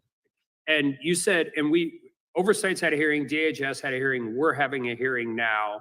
The Inspector General's going to investigate. We're probably announcing a bipartisan outside panel. There's another investigation too, right? Because somebody has to clear the shooter. Like, even though it is a Secret Service officer deploying when an FBI agent kills somebody in the line of duty, what's the process? So we have what we call an agent-involved shooting, is I think what you're getting at. And we they have a whole process. Usually get put on leave, paid leave, get a lawyer, depending on how it is, right? Some of those things depend, but we have our inspection division does a shoot review of each time when there's one of these situations, and they sometimes have to coordinate with local prosecutors who are also doing some kind of review.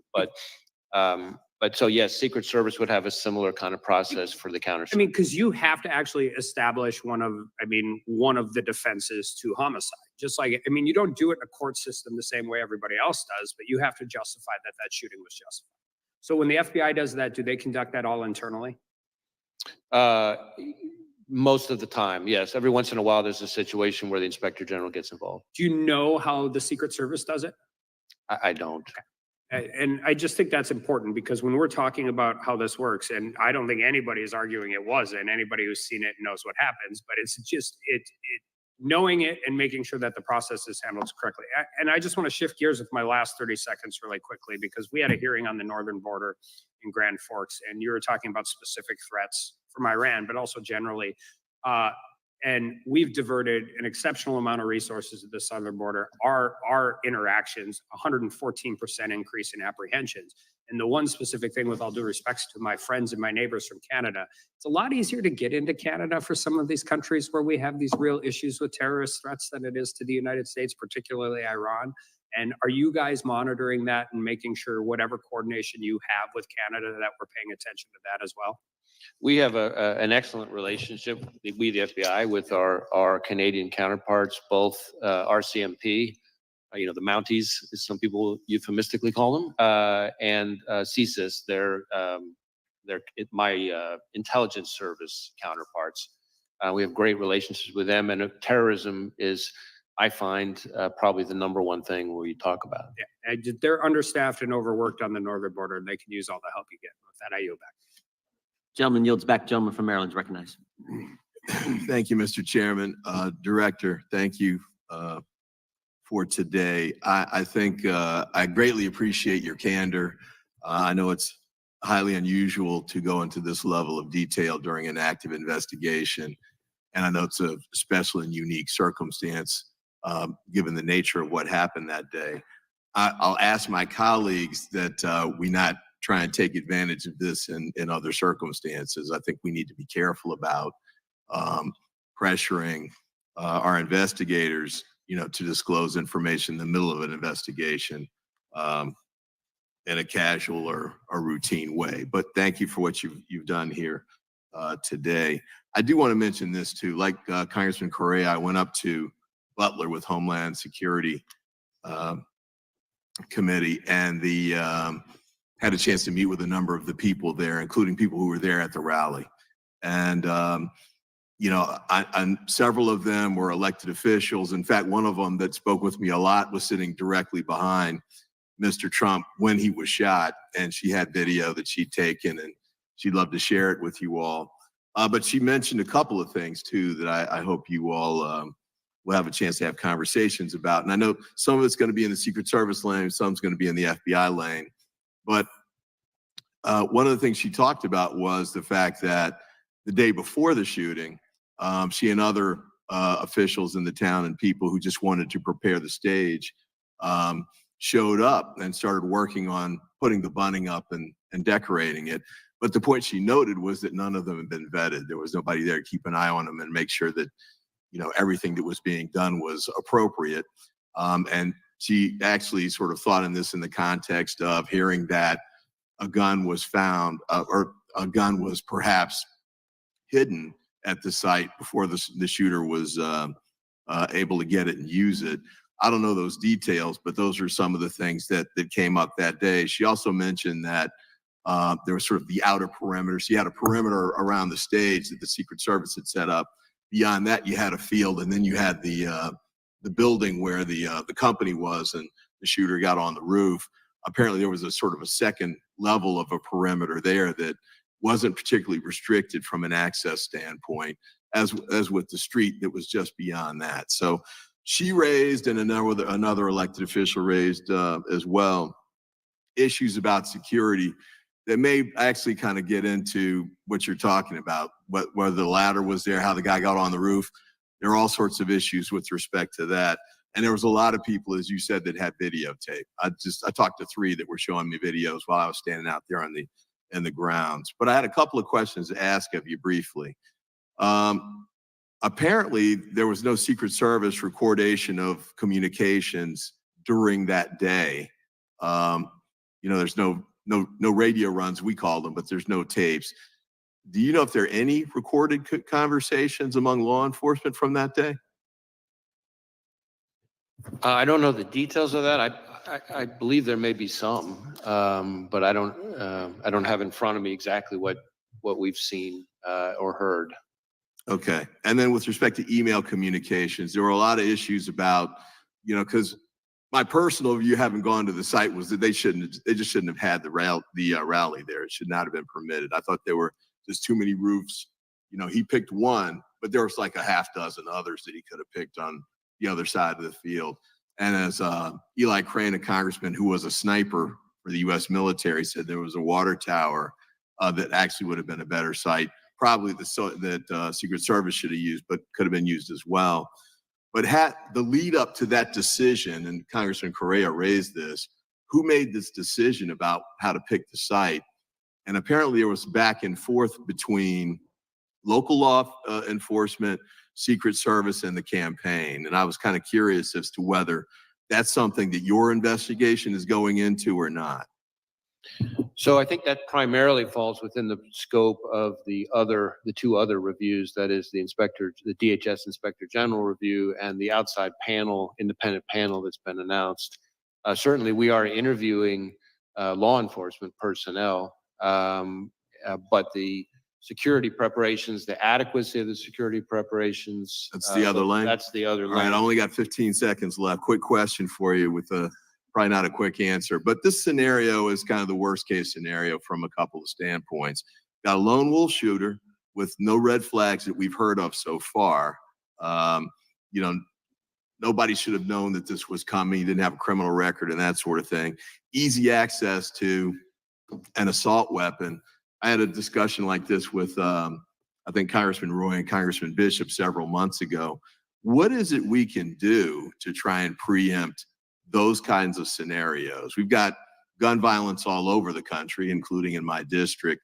This is one example, but you know, this scenario is the worst possible that I can think of from the standpoint of no intervention prevention efforts that can be put in place to try and address it. But I'm kind of curious if you have any thoughts to the contrary on that.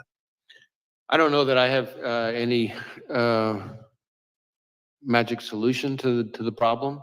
And I certainly don't want to be proposing, legislative ideas. That's not really my role. Certainly, dangerous weapons, especially high-powered weapons, in the hands of the wrong person represent a real concern for law enforcement, including to law enforcement, sometimes as the victims, as we saw very tragically down near Miami with 2 of our agents killed. That's probably all I can say on that.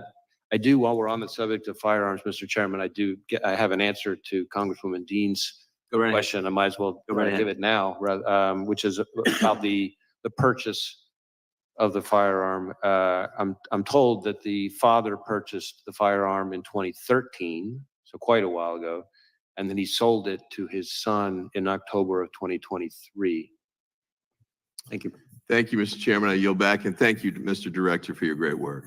I'd ask unanimous consent that we enter into the record a statement from Representative Kelly and some questions for the Bureau. Representative Kelly represents Butler. Actually, that's his hometown. So without objection, those will be entered into the record, and we'll make sure you get those, Director. The gentleman from New Jersey is recognized. Thank you, Mr. Chairman. Before I begin, and this is not directly with you, actually, I just wanted to straighten something out. I know my colleagues, the gentlemen and the gentleladies from Georgia, Washington, California, Pennsylvania, they all mentioned Project 2025. Well, I don't know how they expect you to know about that, number one. I'm pretty damn involved. I don't really know a whole lot about it. But President Trump has made it clear, and we're going to say it again, we'll say it over and over again, that there are some things he disagreed with, some things he agreed with, that he wasn't that familiar with. It was from the Heritage Foundation. And that was just raw politics, to be honest with you.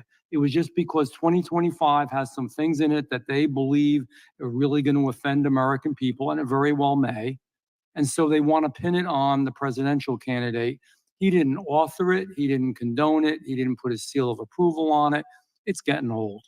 It really is. We do this with other things. Just like in this committee, when anything goes wrong, anything, somehow Donald Trump's name has to be brought into it, and it gets tiring. It's politics over reality. Second thing about picking the site, I was intimately involved in the Wildwood rally, the biggest rally President Trump's ever had, biggest political rally in the state of New Jersey. I had spoken to the president about it, and he wanted to do it on the beach because we had over 100,000 people. And let me tell you, we had everybody out there because they were concerned, the Secret Service and the local police and the county police and just about every entity could be. And so they had, behind it was that iconic setting. They had the Ferris wheels on the pier and all this stuff. They had agents up in there. They had agents in the ocean, in the water, in boats. They had people coordinating, working with each other and talking with each other because they knew it was a risk. So we chose a site that was difficult. The president did, and I thought it was a great site. But nevertheless, the law enforcement responded properly. Something went wrong here. You can't blame this on Donald Trump as well. The site was chosen. It's the responsibility of those who serve in law enforcement to make sure that he was safe, period. And I'm sure you'll find out why. On another tangent here, I've got to wonder how many qualified people were passed in order for Director Cheatle to get her 30% quota. That's a lousy way to run an agency, especially when it's dealing with law enforcement, to say we've got to have 30% of anything.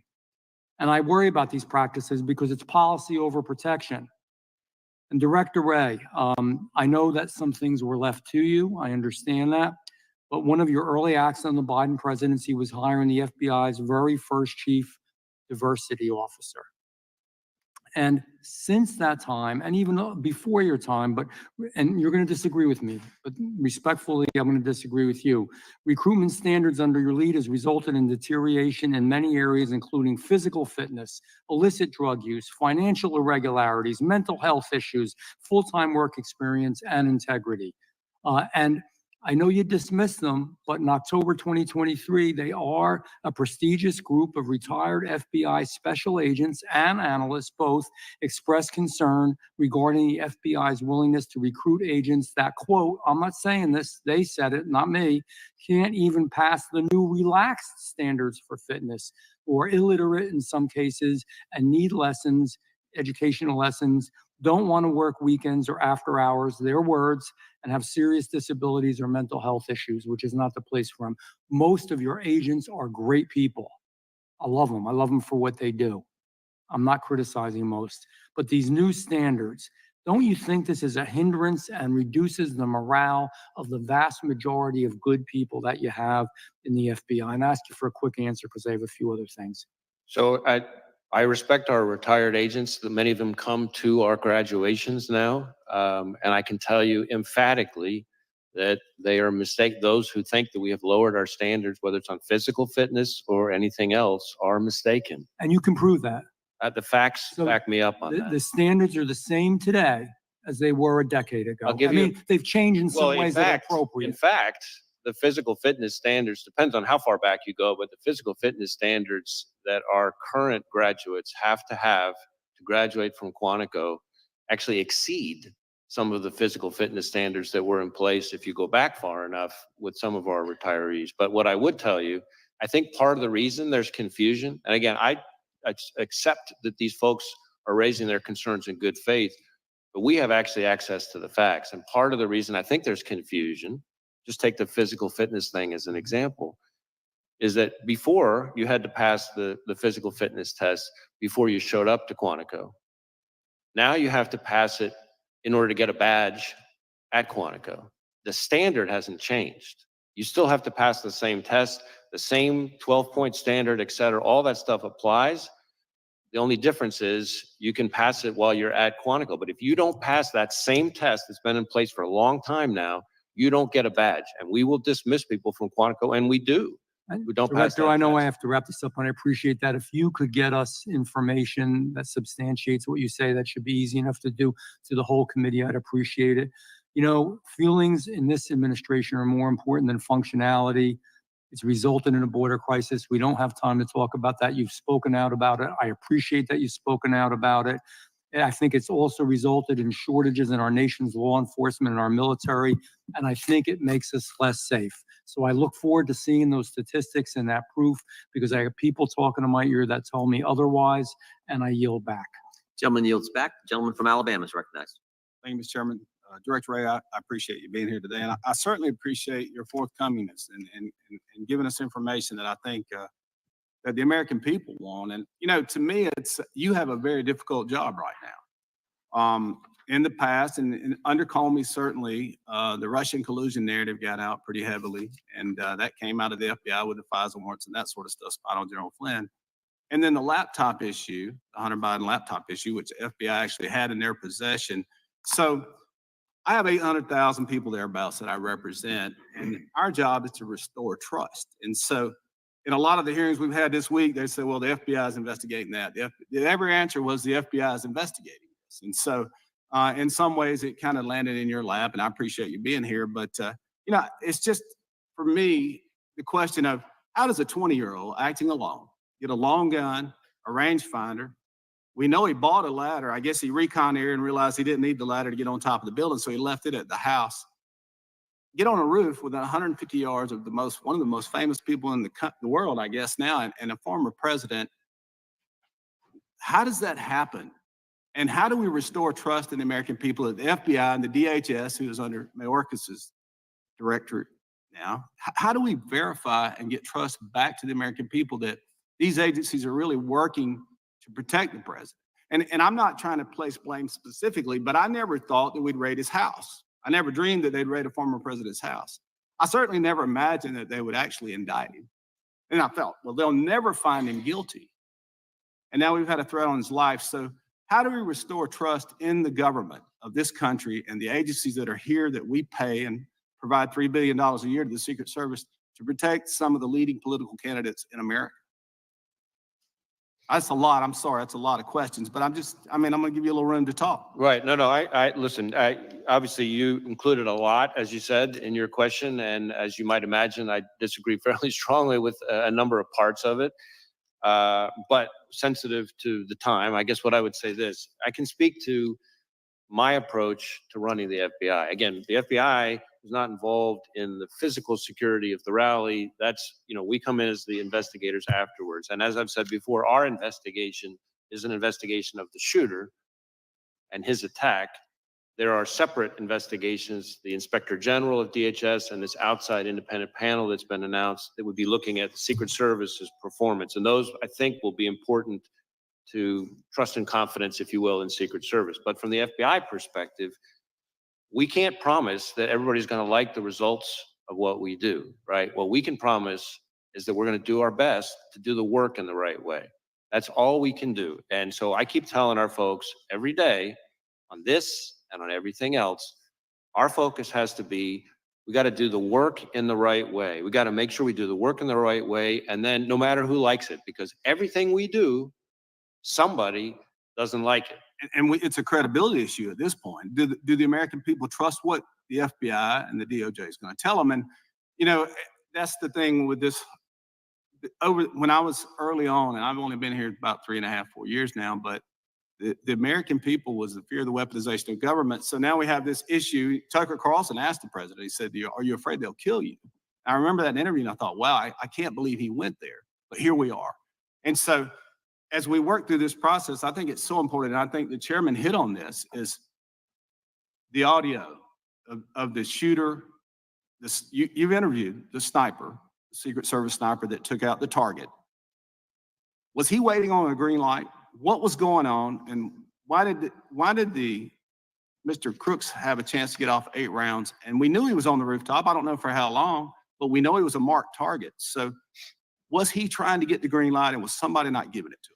So again, the performance, the adequacy of the performance of Secret Service will be the subject of the Inspector General investigation and this outside independent panel. What I can tell you, and I'm glad you asked the question because this goes to something that that was part of an earlier exchange. The first time that anybody from law enforcement saw the subject on the roof was a few minutes before the shooting, not with a gun. They didn't, at that point, they didn't, but local law enforcement, a few minutes before, saw him on the roof and started radioing. Did he have a backpack going up the roof? Well, we haven't found anybody yet who saw him climbing up the roof. The reason why I've talked about how we think he got on the roof is that's based on forensic, our evidence response team and forensic analysis, without getting into all the details, footprints and things like that we can, fingerprints, et cetera, that we can see how he got on. But we don't have an eyewitness at the moment who saw him climbing up. So a few minutes before the shooting, local law enforcement saw him on the roof. Again, no weapon identified at that point. A few seconds before the shooting is when the law enforcement officer that I've talked about already is the one who was assisted by another officer who saw up on the roof, saw the shooter in a prone shooting position with the gun. Turns. How long did that happen before? That was that sighting. That is the first time, to my knowledge, the first time anybody from law enforcement saw him with a weapon. That is seconds before he shot at President Trump. Thank you, Mr. Chairman. I yield back. So did the counter sniper not see the bad guy, the shooter, until after he fired a shot? You mean until after the subject fired a shot? Until after the shooter? Yeah, I don't know the answer to that. It's possible we've already determined that, but I just, as I sit here right now, I don't have that, but I can, yeah. I think that's a logical next question with where the gentleman from Alabama's question was going. The gentleman from California is recognized for 5 minutes. Director Wray, to the best of your understanding, how close did the assassin's bullet come to killing President Trump?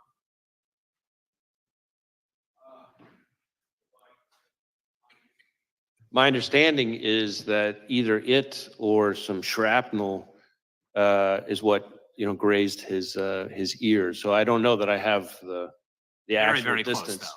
What's that? Very, very close, you would agree. Yes. Is this the biggest security failure that you've seen in your career? Ooh.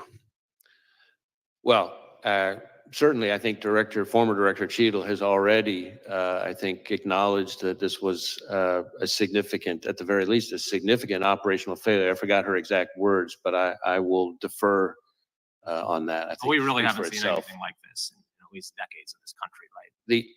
The attempted assassination of a president, current or former, is a historic event. Was this a sophisticated plot that Thomas Crooks carried out? Well, I think probably depends on your definition of sophisticated, right? So on the one hand, he's a 20-year-old, seems to, from what we've seen so far, loner, without a lot of elaborate criminal history, without any criminal history or anything like that. On the other hand, he did clearly do some level of planning and recon. When did the planning start, to the best of your knowledge? What's that? When did the planning start? Well, we're still drilling into that, but we assess that on July 6th, so a week in advance. for example, it seems to be that he seems to become very focused on it, because that's when, as I've testified here today, that's when the laptop that we've tied to him has the Google search, how far away was Oswald from Kennedy? I mean, that seems like an indication of a total amateur, right? Someone who's searching for that, and he's doing it a week in advance.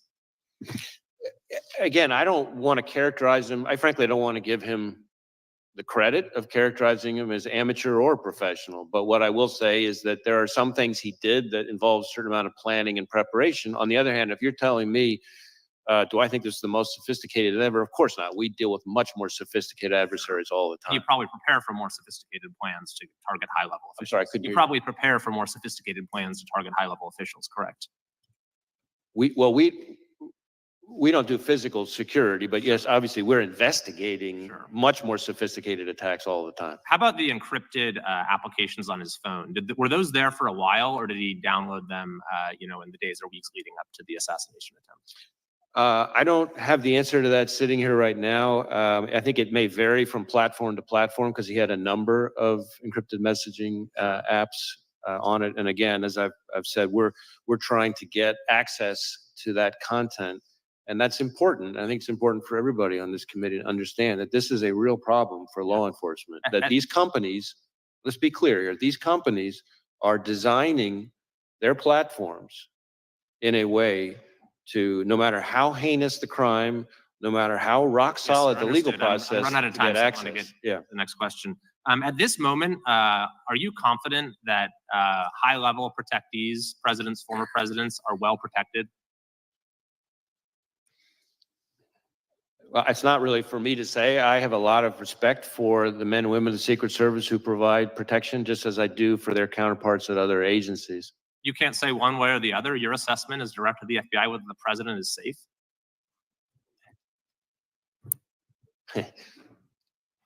I'm not an expert on protective details and physical security. What I would tell you is that we have a very robust system for sharing threat information with those agencies. And that in my experience, the men and women of the Secret Service are professionals who are hardworking, who are literally willing to take a bullet for their protectee. You mentioned a thwarted assassination attempt against former President Bush. Are there any other thwarted assassination attempts against current or former presidents that you could discuss?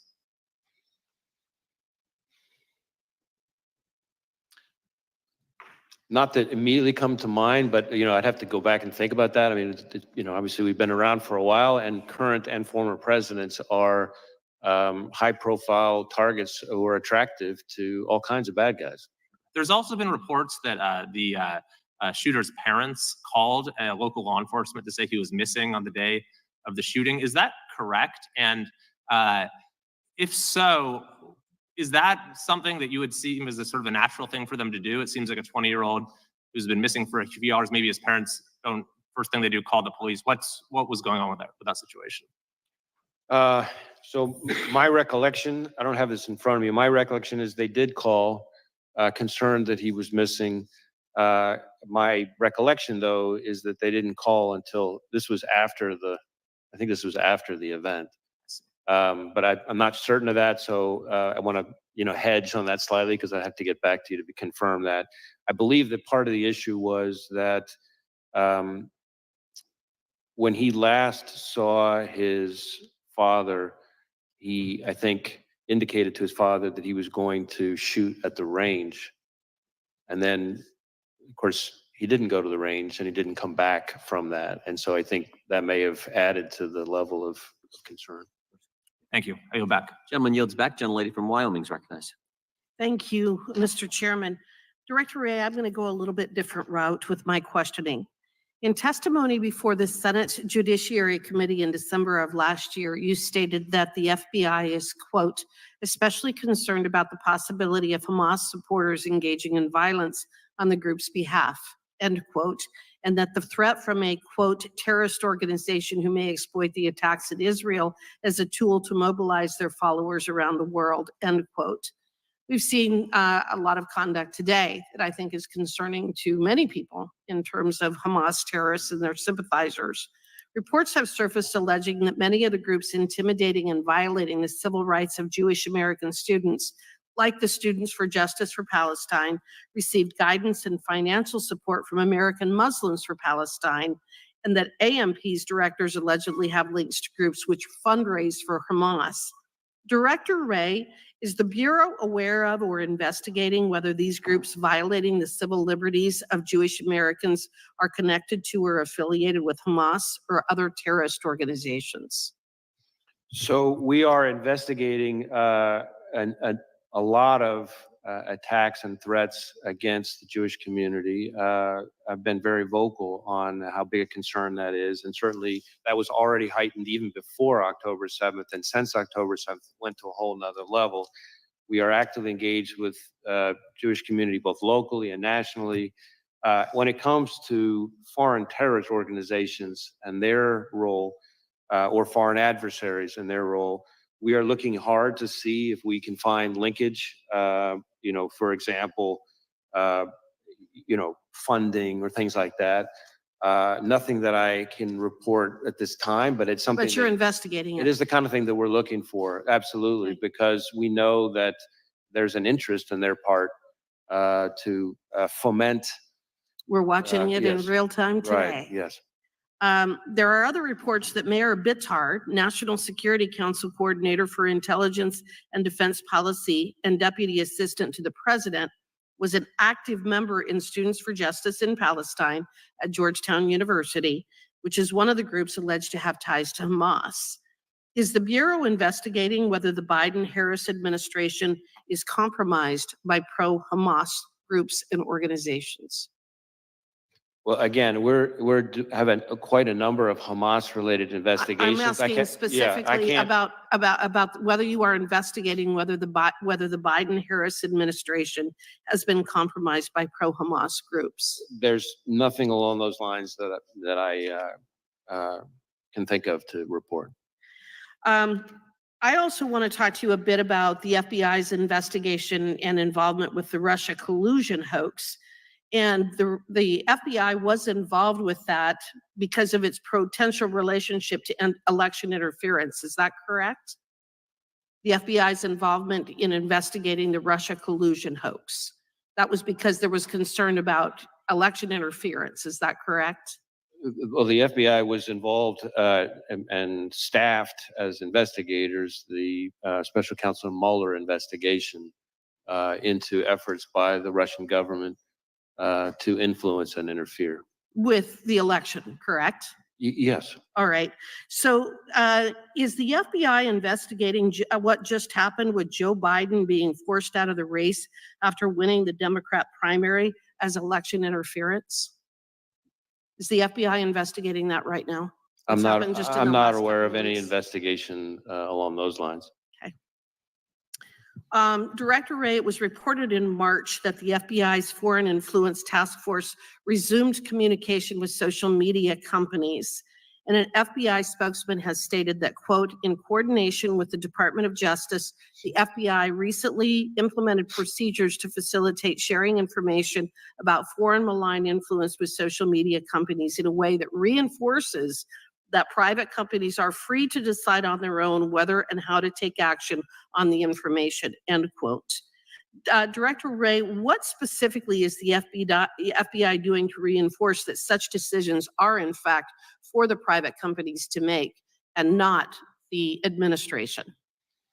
So I think the best way to summarize it is that the guidance makes all kinds of additional steps to underscore that the FBI has no interest in participating in any way whatsoever in the company's decision-making, that companies are completely free to take any actions on their own, that we are simply passing information on to them for them to do whatever it is they want to do independently, consistent with, I should say, I very much appreciate the Supreme Court's finding that no evidence that the FBI coerced platforms to take content down. Well, I don't believe that that's what the Supreme Court found. What the Supreme Court found was that the parties involved didn't have standing. But I think there's a whole body of evidence and legal analysis demonstrating that, in fact, this administration was violating the First Amendment rights of folks through social media companies. I'm just going to ask one final very quick question. If the FBI was involved in the removal or restriction of speech of Americans, do you agree that this would be a violation of the First Amendment? Well, again, I'm not going to engage in hypotheticals. My understanding and my strong view from everything I've seen is that we did not violate the First Amendment. Gentleman yields back. Gentleman from Texas is recognized. Thank you, Director. I've just got two easy questions for you. In February, Donald Trump Jr. received a letter containing a white suspicious powder that read, quote, Lee Harvey Oswald's grandson must complete his contract, end quote. The United States Secret Service and the FBI said they would investigate the matter, and 5 months later, no more information has been released. I've also visited with Mr. Trump, and he has not received any information either. Why is that? So as I sit here right now, I'm not familiar with the specific investigation, but I do know that we have had, unfortunately, quite a few investigations of threatening mailings and white powder letters and things like that. So I'm happy to drill into it and have us circle back to and see if there's more information we can share about it. Thank you. And would you maybe circle back to the Mr. Trump, Donald Jr.? I think they'd like an update as well. Sure. Let me, again, I don't, like I said, Okay. I'm not familiar with the specifics, but I'm happy to have us look into it and get back to whoever we need to get back to. Thank you. Next question. The Pittsburgh field office now handling the assassination attempt investigation. Is that right? Well, there's several, there at Pittsburgh field office is the lead office. We obviously have lots of, I think it's about half, maybe over half of the FBI's field offices are working on this, including almost every headquarters division. So we have lots and lots and lots, several hundreds of employees working on it. All right. But yes. Pittsburgh's the lead. Okay. This is the same office that botched the Hunter Biden laptop case. And they, in my view, and my constituents and many Americans, displayed a clear reluctance. That's a quote, reluctance to really do any tasking, quote, effectively failing to investigate, according to the U.S. attorney on the case. My question is, how can we trust this office, and why does it keep reappearing in critical election-related investigations, or is that just dumb luck? So I want to be a little bit careful on what I can say here, because some of what you're talking about relates to an ongoing investigation being led by the special counsel, Mr. Weiss. But what I can tell you is that the Pittsburgh field office's involvement in the matter you're talking about was the choice by the Attorney General Barr to have the U.S. Attorney and the FBI field office in Pittsburgh handle that particular matter. As to your summary or characterization of what U.S. Attorney, now former U.S. Attorney Brady actually said, I'd have to see the whole context. I'm not quite sure that's what he said, but I think as to your overall question about confidence, what I would tell you is that's the point I'm trying to make about the sheer breadth of our investigation. Yes, the Pittsburgh field office is the office on the ground. That's where the attempted assassination happened. But we are using the full might of the FBI, criminal and national security. That's why I'm pointing out that multiple field offices, over half of our field offices, almost every headquarters division, several hundreds of employees. These are people who are working around the clock to deal with this historic attack. And I have the utmost confidence in those hundreds of employees, agents, analysts, and professional staff, and the American people should too. I yield to Mr. Jordan. I appreciate the gentleman yielding. Director, I guess I'm not clear exactly where you said there were 8 shell casings on the roof, so 8 bullets were fired. We obviously know that Mr. Comparatori lost his life. Two other rally goers were injured, seriously injured, and then the one that hit President Trump. Does that account for, were some of these individuals hit multiple times? Where did all 8 bullets go is, I guess, my question.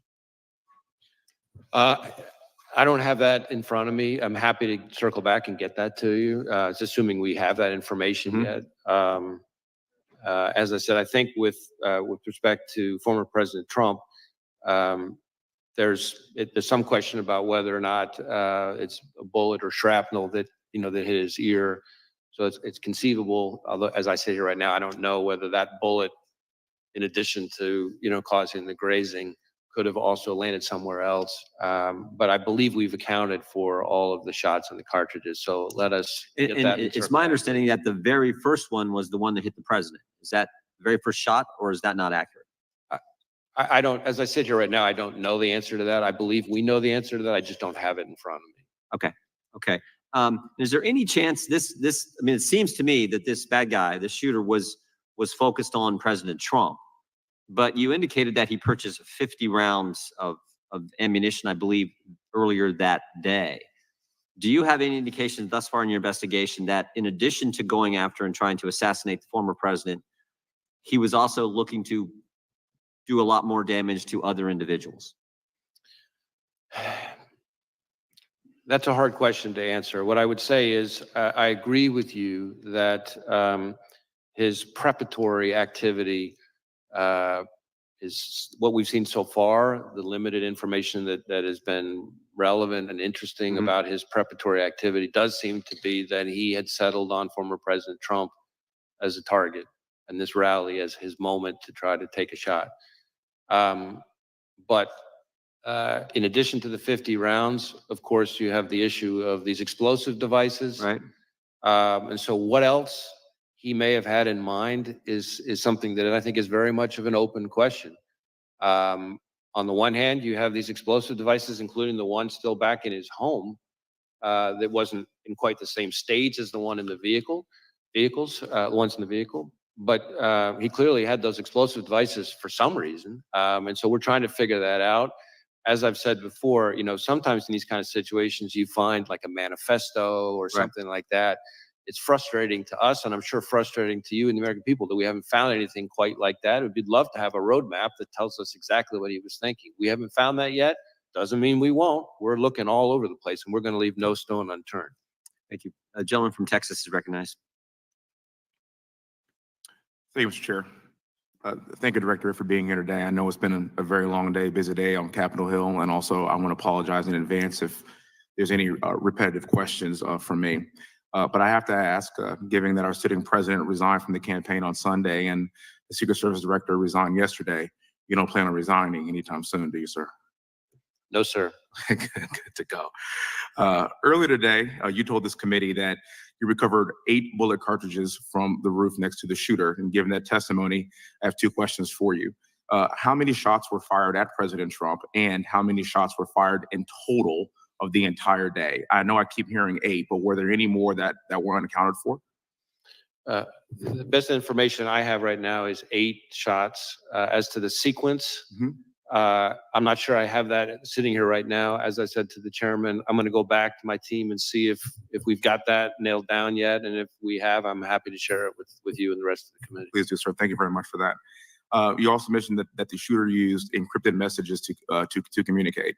Specifically, do you know what apps or what apps that he was using to communicate, and can you confirm if he was communicating with any foreign nationals through the encrypted messages? So as to the names of the apps, I don't have that right here in front of me. As far as communicating with any foreign actors, I'll say two things. One, we haven't, as I think I've testified before, we have not, at the moment at least, identified any accomplices or co-conspirators, foreign or domestic. So that as to foreign contacts, of course, that's part of why we want to get access to the encrypted messages, because that might tell us whether he'd been in contact with somebody. Thank you. Let's talk about motive. I know the FBI has taken a lead role in investigating the assassination on President Trump. Your team has searched the shooter's phone, conducted countless interviews, done extensive research into his motives. As of today, July 24th, 2024, do you and your team know the motive of the shooter or have any idea on what could have driven it? Well, know and have any idea are two very different things. Okay. We do not know the motive. That is obviously one of the central questions in our investigation. And it's been very frustrating to us that a lot of the usual kind of low-hanging fruit places that we would find at have not yielded significant clues about his motive. Having said that, we have seen indications that he was interested in public figures, and that in the period around July 6th leading up to July 13th, he does seem to have become very focused on this particular rally and former President Trump. But exactly what his thought process was in doing that, that's something that's still very much under investigation. I want to make something clear to the American people to try to help out what motive could be. And again, it's not my job to steer it, but here are some of my thoughts. I'm not sure about motive either, specifically, but I can tell you that after this assassination attempt, people on both sides have said that both parties need to tone down the rhetoric. But recently, just on Monday, in fact, President Biden called into the Harris campaign event and said that President Trump was a threat to democracy. Just take a look behind me at these photos. This is a magazine cover of the New Republic from June 2024, published just 1 month before the assassination attempt on President Trump. In a tweet explaining the cover, the New Republic said this: "Today, we at the New Republic think we can spend this election year in one of two ways.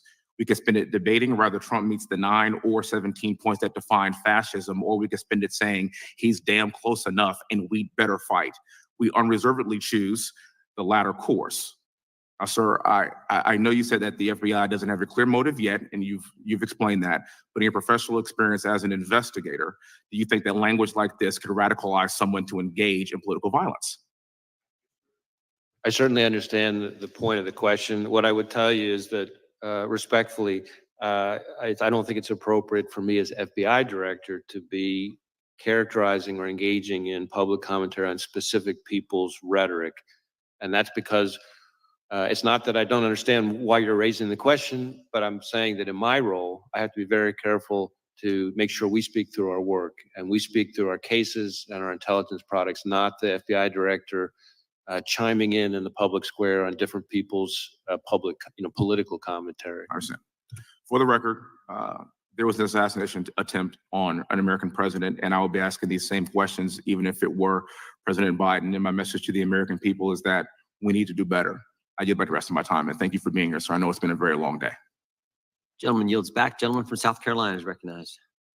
Thank you, Chairman, and thank you, Director, for being here. It's refreshing. I was in the oversight hearing earlier this week, and although we don't have an idea on everything, your ability to come in here and actually give way more than Director Cheatle ever did is somewhat refreshing. You saw some pretty bipartisan frustrations exhibited in that particular hearing. I'm sure you've seen part of it. I want to follow up on a couple of lines of questions that I had with Director Cheatle that she actually answered, which was remarkable.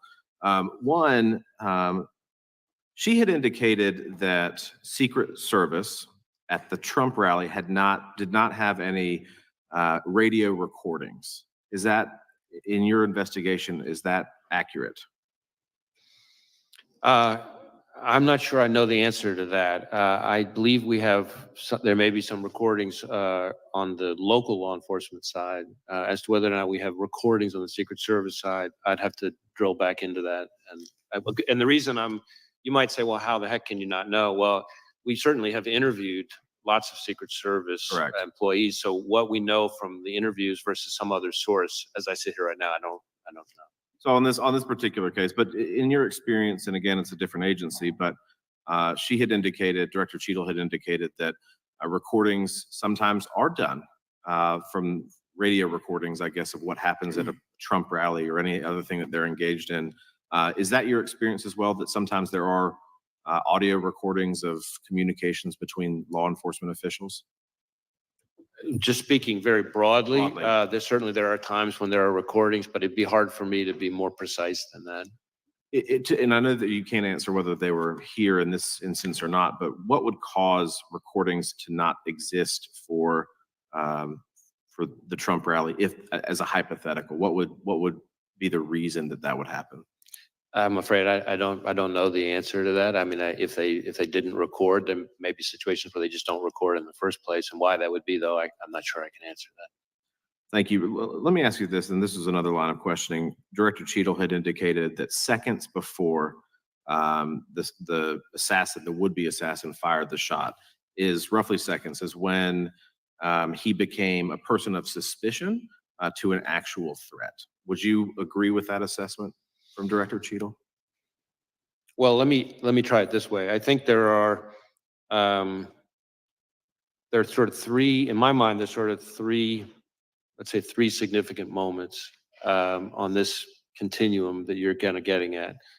There is roughly an hour before the shooting when local law enforcement observes the individual, the shooter. At that point, as somebody that was a person of concern. I forgot the exact phrasing, and that was based on seeing him with this rangefinder, no observation of a weapon, but there was something odd and off about them that caught local law enforcement's attention. So that's the first moment. Then there's a second moment, which is, I think just minutes before the shooting, where local law enforcement observed him on the roof, but didn't see a weapon, is my understanding at that point. And at that point, their level of concern obviously was even higher. And then there's the third moment, which is that moment when local law enforcement saw him, the officer who climbed up with the assistance of his colleague, and saw the shooter in the prone position with the weapon, and that's seconds before the event.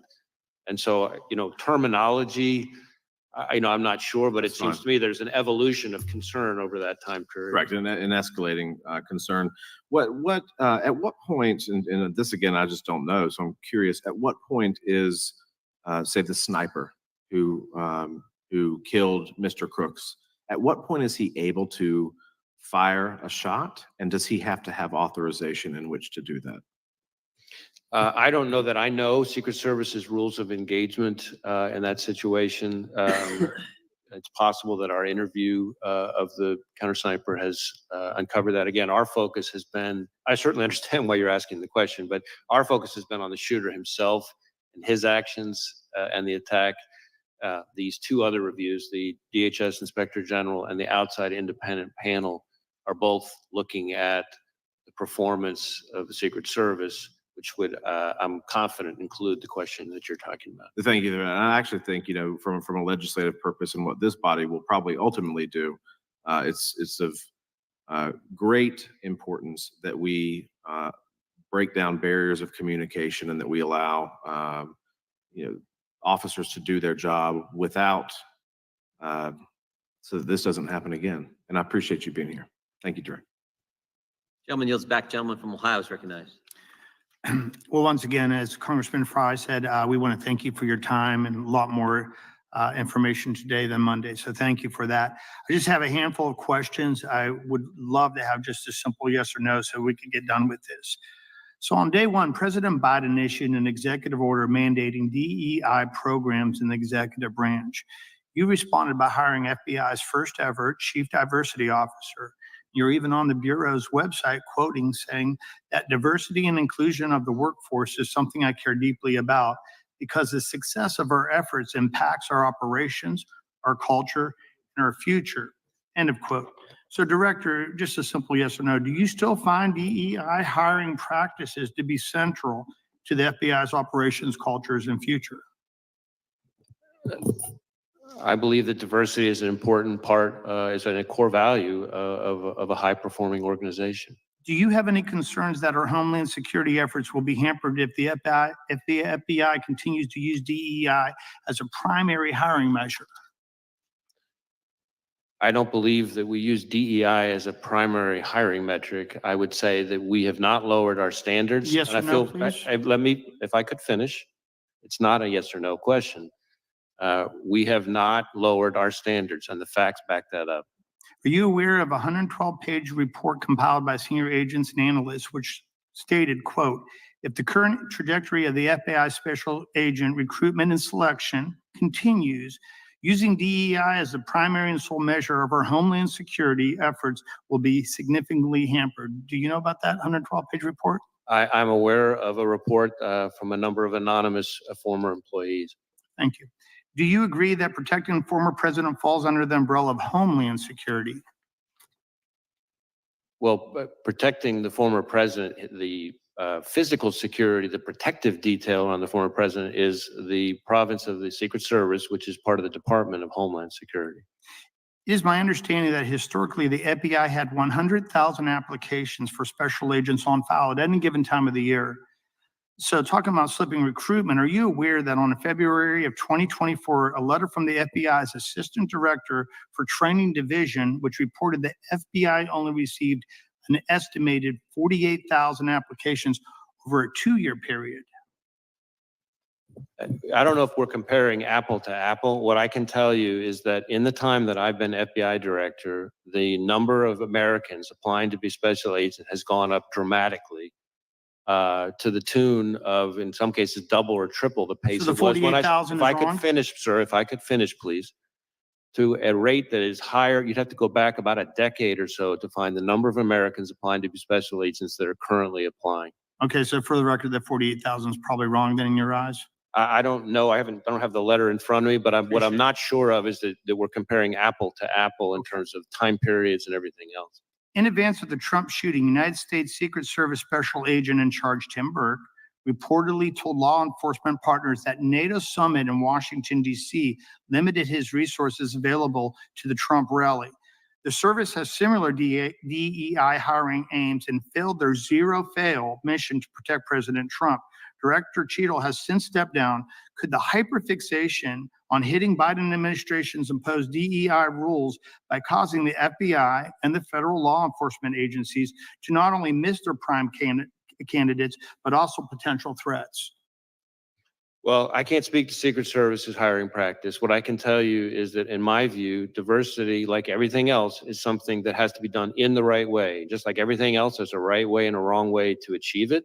I think we can and have achieved improvements in diversity and at the same time not lowered our standards. And I think part of the reason we've been able to do that is because of the encouraging increase in the number of Americans applying to be special agents. The investigation to the planting of pipe bombs at the RNC and DNC headquarters has been going on for over 3.5 years and will soon have lasted longer than the Biden presidency. I look forward to you proving yourselves because we haven't received any update right now on the Trump shooting since July 15th, and the people really need that. Can the public expect a more transparent and timely investigation into the attempted assassination of former President Trump? I've been testifying here all day about the investigation into attempted assassination of former President Trump. And we've done multiple briefings and I've answered multiple questions. And we appreciate that because Okay, it's like I that's said, what you it's a were lot- asking. Well, it just seems like there hasn't been a press conference to the people to go through all the different details that were already presented today. And I'll just leave you with one final question. The government is not doing their job. Do you feel as the director that perhaps like not only the FBI, but the Secret Service needs to have a complete reconstruction? Do you think it's still put together the way that could best do its job?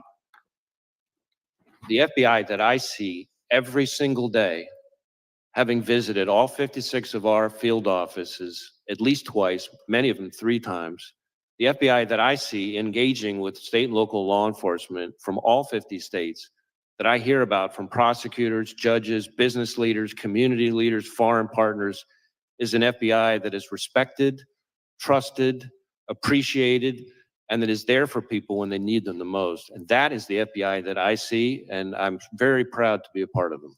Any comment on the other agencies? And I'm not going to comment on other agencies. Appreciate your time, sir. Yield back to the chair. Gentleman yields back. Director, I have just a couple quick questions, but I want to give to the ranking member a chance to say some remarks or questions, and then we'll be done. Thank you, Mr. Chair. First, I'd like to say, as somebody, when I grew up, I watched The Untouchables, and I think Elliot Ness would be proud of you. I don't know about J. Edgar Hoover, but Elliot Ness for sure. Let me ask you this. In Memphis, you put Memphis and Nashville's FBI together, kind of consolidated and in one office. And I know you've worked with our U.S. attorney and others to work on our crime situation there, and it's gotten better. But is this change in the FBI relationship there where we're not going to have an office necessarily? Tell me how that's going to affect Memphis. So I want to be very clear. We're not leaving Memphis. What we are doing is Nobody should leave Memphis. In Right. fact, most of the songs are about people Right. going to Memphis. we They are leave Nashville, they go to we- Memphis. recognizing population growth and the threat environment. We have instead taken, if you look across the state, instead of having 2 field offices in Knoxville and Memphis, we're creating a Tennessee division headquartered in the middle in Nashville. But we are keeping the offices in Knoxville and Memphis. And in fact, when it comes to Memphis specifically, not only will it not result in any decrease in the number of agents there to work, actually, strange as it might sound, it's going to allow us to increase the number of agents who will be assigned to the Memphis office, including to tackle things like violent crime, which I know is of huge concern. And the reason for that is really the effect of this reorganization is to be able to reduce administrative roles that will be more consolidated in the middle in Nashville, but it'll allow us to increase the operational roles, the agent roles, the number of them in Memphis. So I think not only are we not leaving Memphis, we're actually increasing our investigative presence in Memphis as part of this, and we're going to be able to continue to collaborate closely with our great partners there without skipping a beat. Thank you. That's reassuring. One of the questions was asked over here was about previous assassination attempts on presidents. And obviously, I know you're a lot younger than me, but you probably did. Did you ever watch The Untouchables? I have watched it. Yes. They had one of the programs was on Mayor Cermak. You don't know Mayor Cermak? I'm sorry, I couldn't hear you. Mayor Cermak. Do you know who he was? I do not.